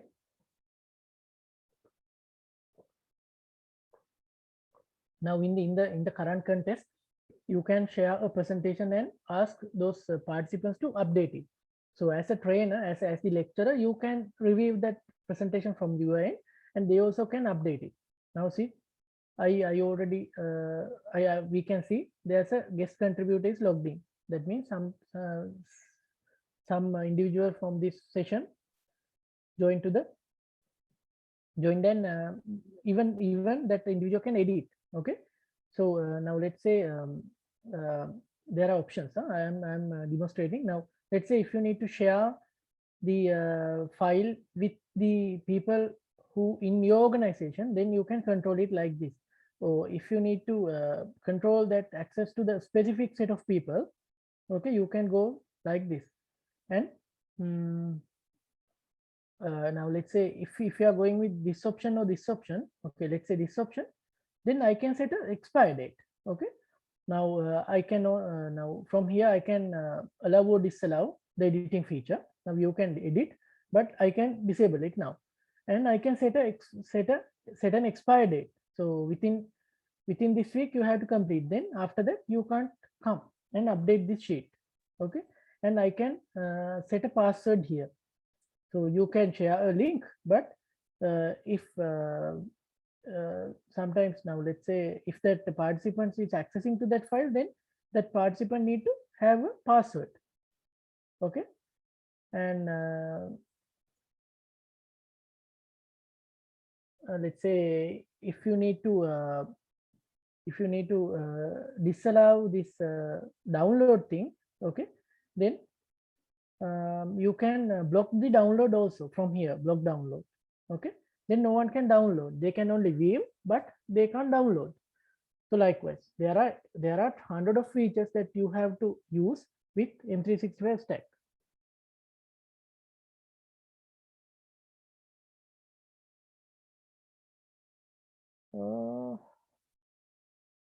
I got a question from Dr. Tushan. Is that same Google is same as Google? Actually, both are cloud services. So both those applications have same set of features. But when it comes to M365 platform, so you can use these features. Okay, we can use these features on Teams. So that's why I am telling this. Now, let's say here, let me open Word.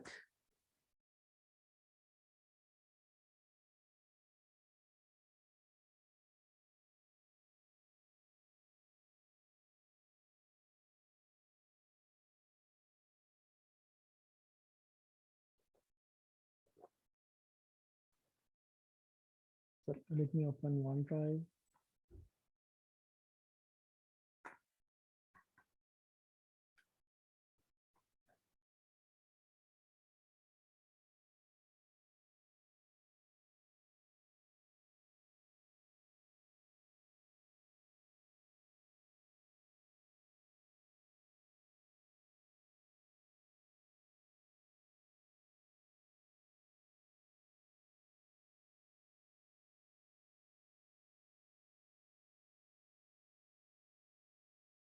So let's say if you are sharing this document on SharePoint, then you can map it. So that's why now if you are using Google, so there are limitations because now let's say if you are using all those platforms, now let's say Google has Google Meet, Google has Google Docs, or Google G Drive. So if you are using the whole stack, then it's fine. But if you are using one component, then you can't integrate. But when it comes to Microsoft platform, you can combine all those applications. So I'm also doing trainings in Google platform also, so then I can compare both these tools. But when it comes to Google, they don't have an analytical tool like Power BI. I mean end user kind of a tool.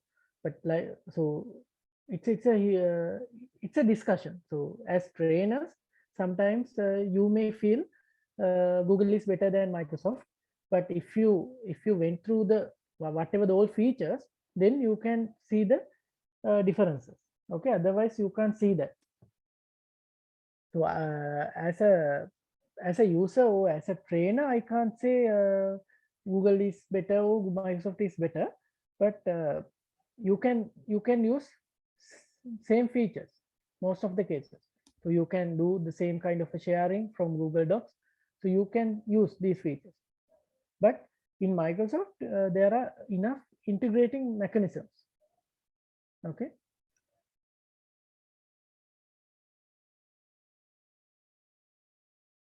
So I can save this file in SharePoint, or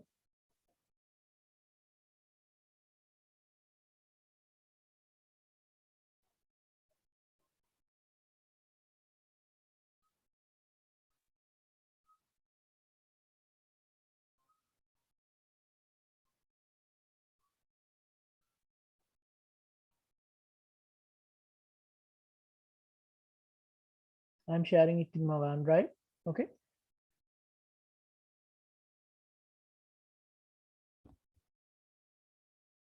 Okay. So now you have that understanding about sharing part. You can use your, now if you have your desktop application, you can use your desktop application instead of this online version. Let me touch forms. So I have to touch forms also, because it's very important for trainers. We have only 5 minutes, 5 to 10 minutes. Okay. Now you know how to map a form to our Teams channel, right? Now I'm going to explain how to create a form from the beginning. Okay, so I can set a title here.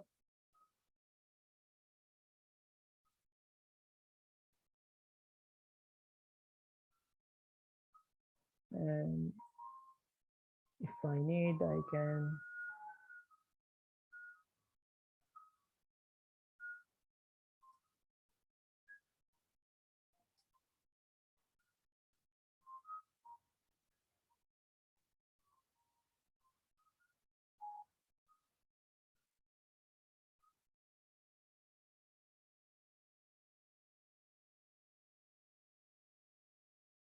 okay.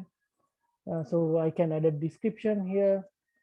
Okay, then I'm going to add some questions. So I will add the text field for demographic information like name, and I will add some questions. Let's say gender. Gender has 2-3 options.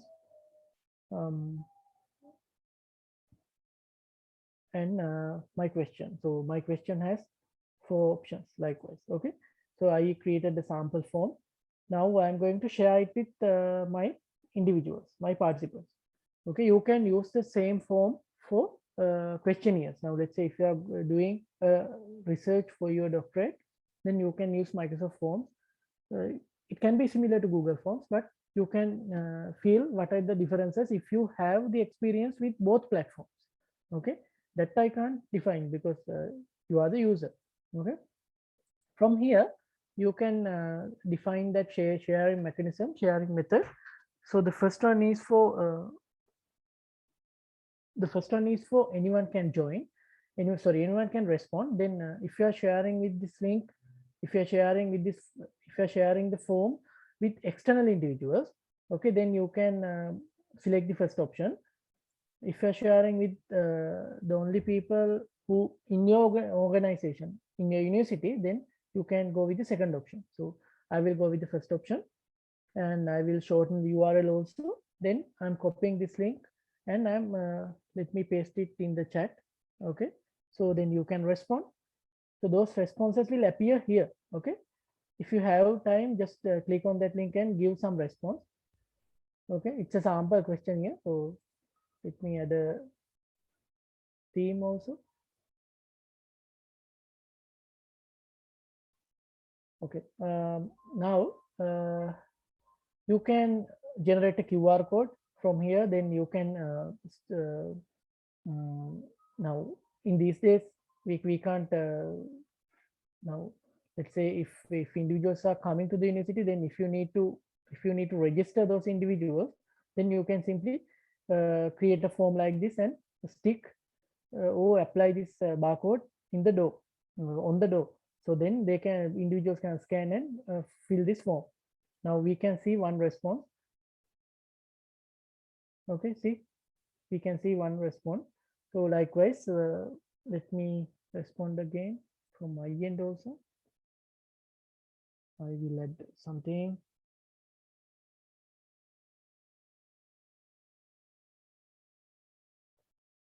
Okay, let me move. So we can see 2 responses with my one. Now here the important thing is you under settings you can change those stuff.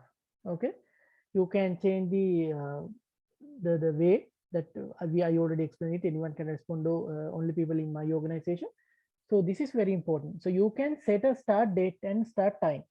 Okay, let's say if you are using this thing for MCQ examination paper, okay, then you can set the start date. Okay, you can set the start date and start time, end time. Okay, 5 p.m. to 6 p.m. or 5:30 p.m. Okay, then after 5:30 p.m. no one can access this link, no one can view this form. Okay, and you can suffer questions. Now in some scenarios in this with this online platform, so the lecturers are facing these questions, they're facing these matters. So you can suffer those questions from this tick. Okay, so you can lock questions because sometimes if you are using some demographic information, if you are requesting some demographic information, then what will happen? It's going to suffer. So we can avoid it. We can log questions, okay, from 1 to 3 or whatever. And other than that, we can customize the thank you message. Okay, you can mention your university name or your name likewise. So you can customize the whole thing by using this setting. Okay. Now, when it comes to forms, we have two options. One is quiz and the form. So now you already went through the form. Now let me just explain about the quiz. Okay. Now for the quiz, actually, you can give marks. Okay, this is very important here. Here you can give points. So you can mark the option 1. The correct answer is option 1. Then if an individual marked this correct answer, then you can give 10 marks likewise. Okay, 10 marks. Then again, I'm adding some question, and the third one will be the correct answer. Then again, I'm adding again 10 marks. Okay, add and required. This also required. Okay, let me preview this. Okay, then the first option for the first one, I can see it giving 10 points. So I'm selecting the first option, and for the second, first option, then submit. Then as an individual, I can see the result. Okay, you can define this. You can define this view after the response. Let me show that too.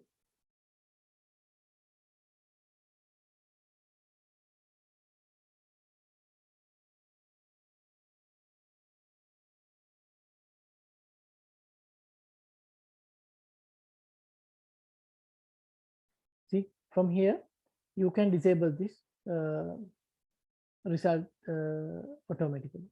Okay.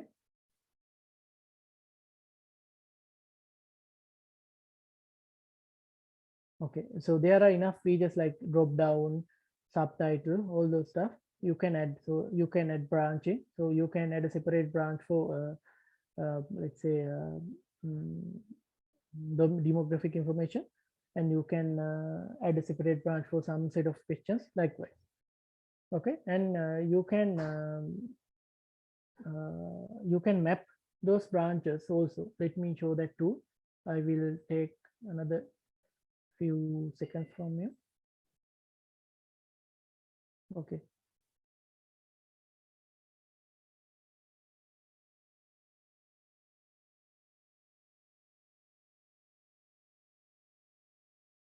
See, now here you can set branching. Now, if you already created some branches, okay, then you can map it from here.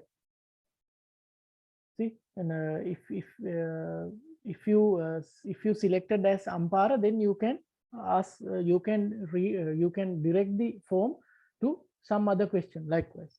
Okay, so you have that feature also.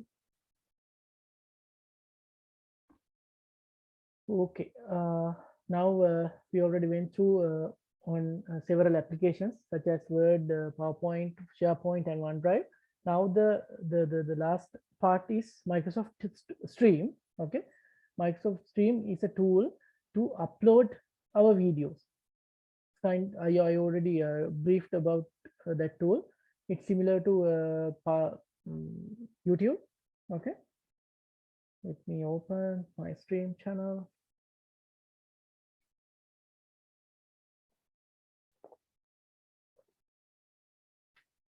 Okay, here I uploaded the video for sample purposes. The special thing is, the most important thing is, in a video you can you can read the transcript here, and you can search for the transcript words. Okay, now let's say if you are searching for 5,000, okay, for December, let's say you can search it from here.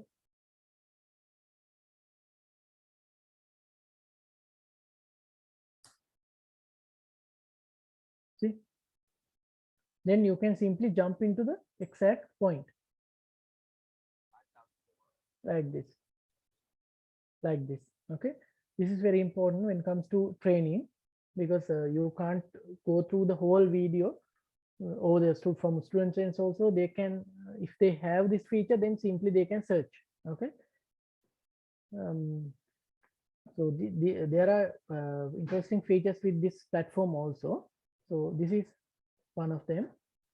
And you can create your own channel, and you can, I mean, this is like a YouTube channel. So you can create a separate stream channel for your study purposes. Okay, for your faculty or for your subject likewise. Okay, so you can map the same thing. You can map the video to Teams also. Let me open my Teams window.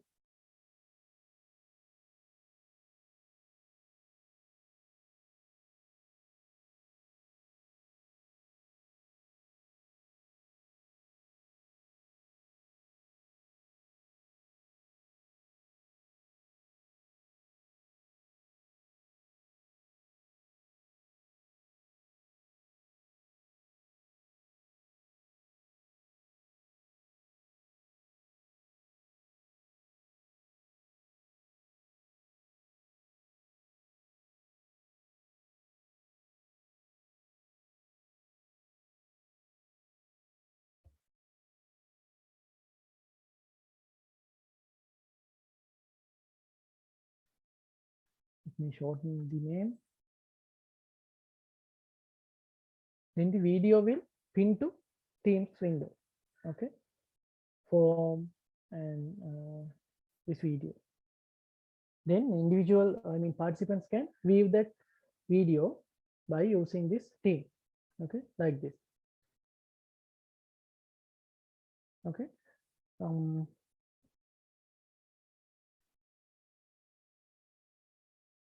So this is how you can upload your recorded video. So now when it comes to a recording, it's already saving. It's already saving in that platform. Then you don't need to upload it separately. Okay. But here in that video, I downloaded it from YouTube and I uploaded it to stream. Okay. But when it comes to meeting recording, it's already on stream. Let me just explain that too.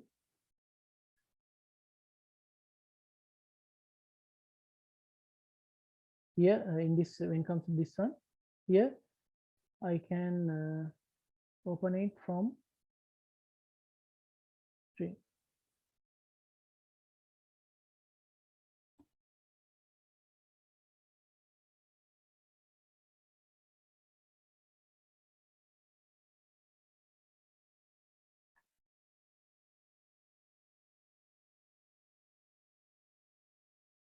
See, that video is on stream already. Okay.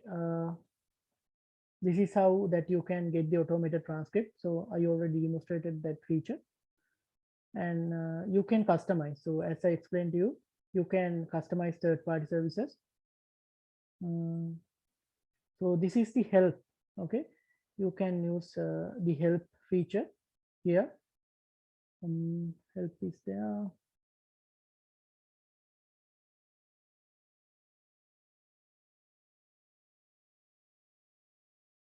Okay, here help is here. So under help also there are training sessions, video tutorials, and readable materials. So just refer those materials so you can learn from A to Z by using this training, I mean help portal also. So I think I already mentioned how to share with sound. At the end of the session, actually, I think I already mentioned. So I'm going to share a video. So we already came to the end of the session. So we will wrap up the session after this video. Just watch this video. Let me know if you can't hear. Okay, because you have to hear the audio because that the presenter is presenting. Presenter is explaining. So you have to. I think you must hear his voice to get the exact meaning. So you can, hope you can hear, right? It's not very clear. Cannot hear. Let me play from the beginning for a few seconds.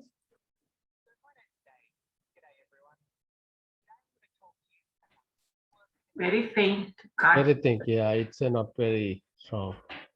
Not You clear? have to share. You have to share. I think using the media because we can't hear.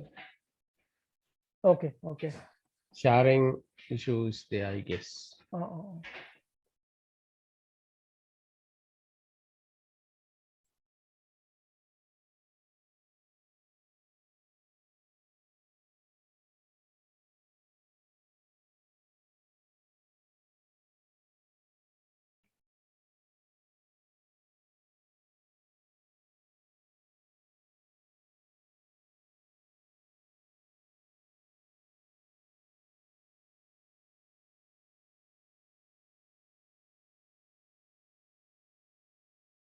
okay, yeah. I'm sharing it through chat. Okay. So you can save that video and you can watch it later. Okay. Let me upload it. Let me confirm it once uploaded.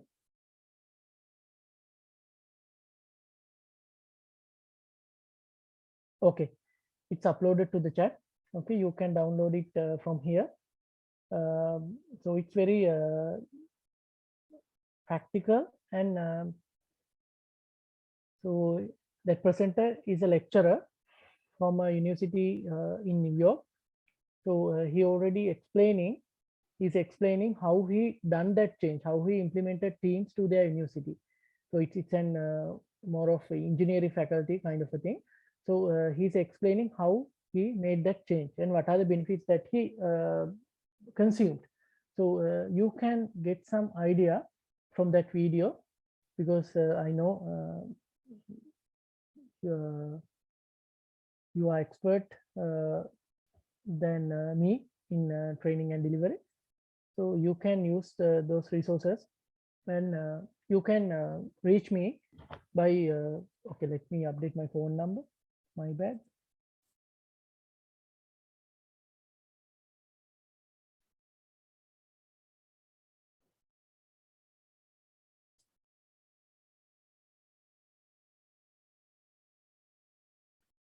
Okay, so this is my email address and this is my phone number. I will share my LinkedIn address in the chat too.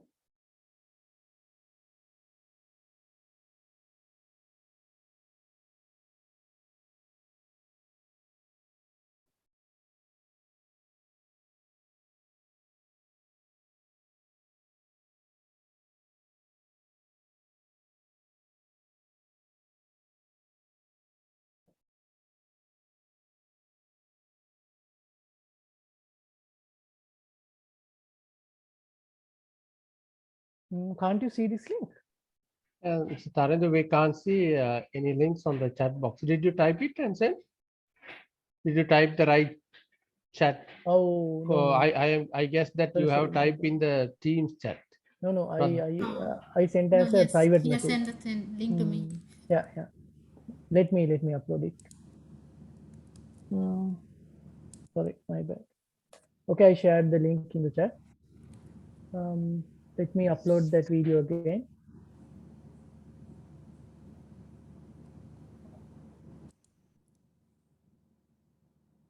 From this drop down, I selected the only Madam Tushani.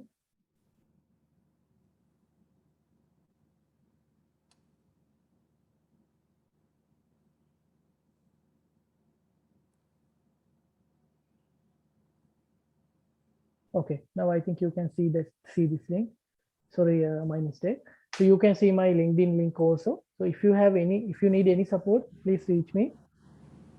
I can support you on any technical stuff. Okay, Teams, Google, whatever.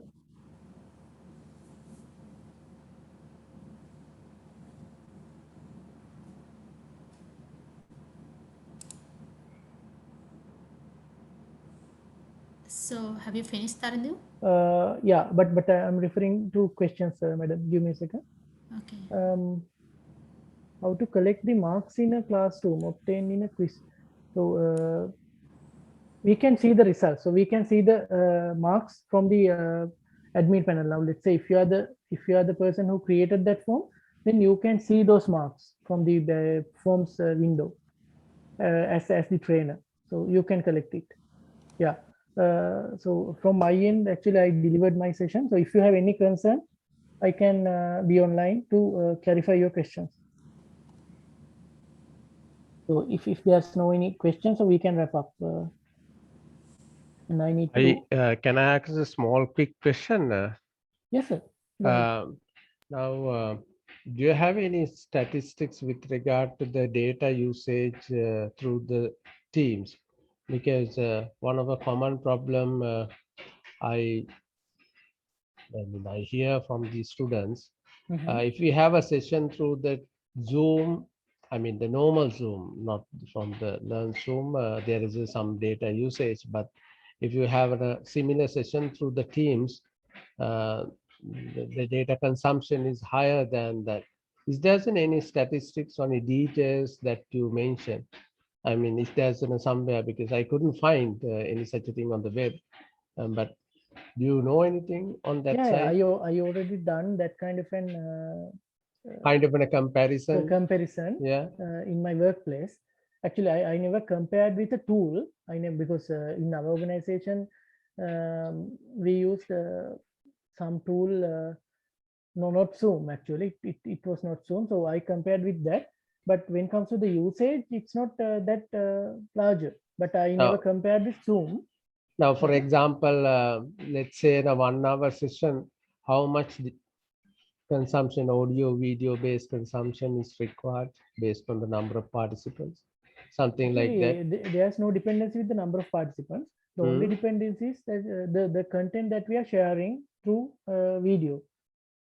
The pixel, let's say if you are sharing an image like this, then it will not take that data.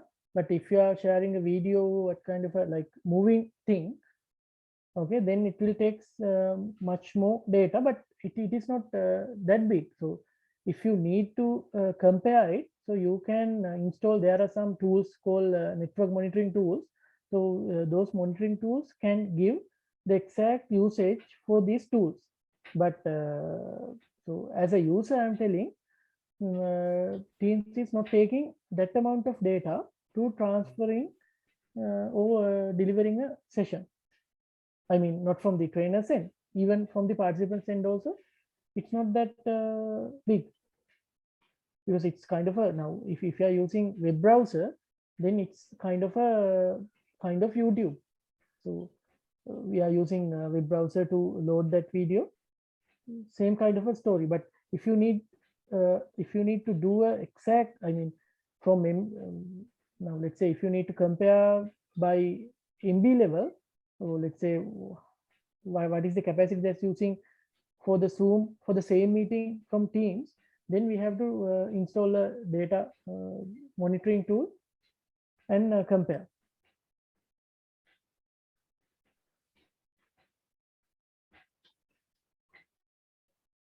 Any other questions?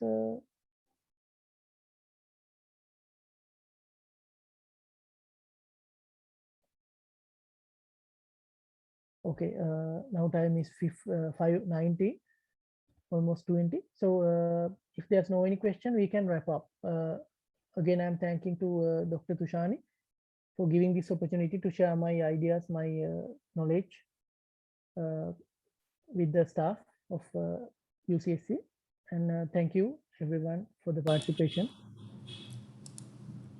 Thank you so much, Tarindu, for the session. And I learned a lot actually. A lot of new features are there in MS Teams that I did not know. And actually that created interest in using Microsoft Teams as well. So I hope other participants also have gained the benefit of this session. I'd like to invite Professor P.Hewagamage, the chairman of the Blended Learning Committee, to do the vote of thanks.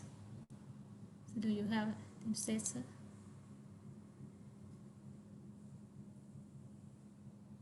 Sir? Yes, thank you very much for organizing the thing, and also thanks to the Mr. Tarindu for doing the session. Teams is a tool not very popular among many people, but some people are using within the university. There are some issues people face, even I also face. It's because it's not a frequent tool, as I told you. But however, we need to, in this context, we know we have to learn not one tool, many tools, because we face a lots of technical difficulties, sometimes unexpected issues, and also some features are good. I mean, it's a very interactive environment we can easily set up. So thank you very much for the session and sharing the thing. Thank you. Thank you, sir. Thank you, everyone. So Tarindu is actually planning to do another training session on Google Documents and Google Meets. I think we can talk about it later. Can I make a small suggestion for that? Can you also link with the Google Classroom with that thing? Sure, sir. Okay. Tarindu, thank you. You will send the details about how to upgrade to Dr. Tushani, then she can share with us how to upgrade to that premium. Yeah, I will share it, madam. Okay, thank you. Thanks. Thank you. So, sir, we can end the session. Yeah, we will end the meeting now. Thank you. Thank you.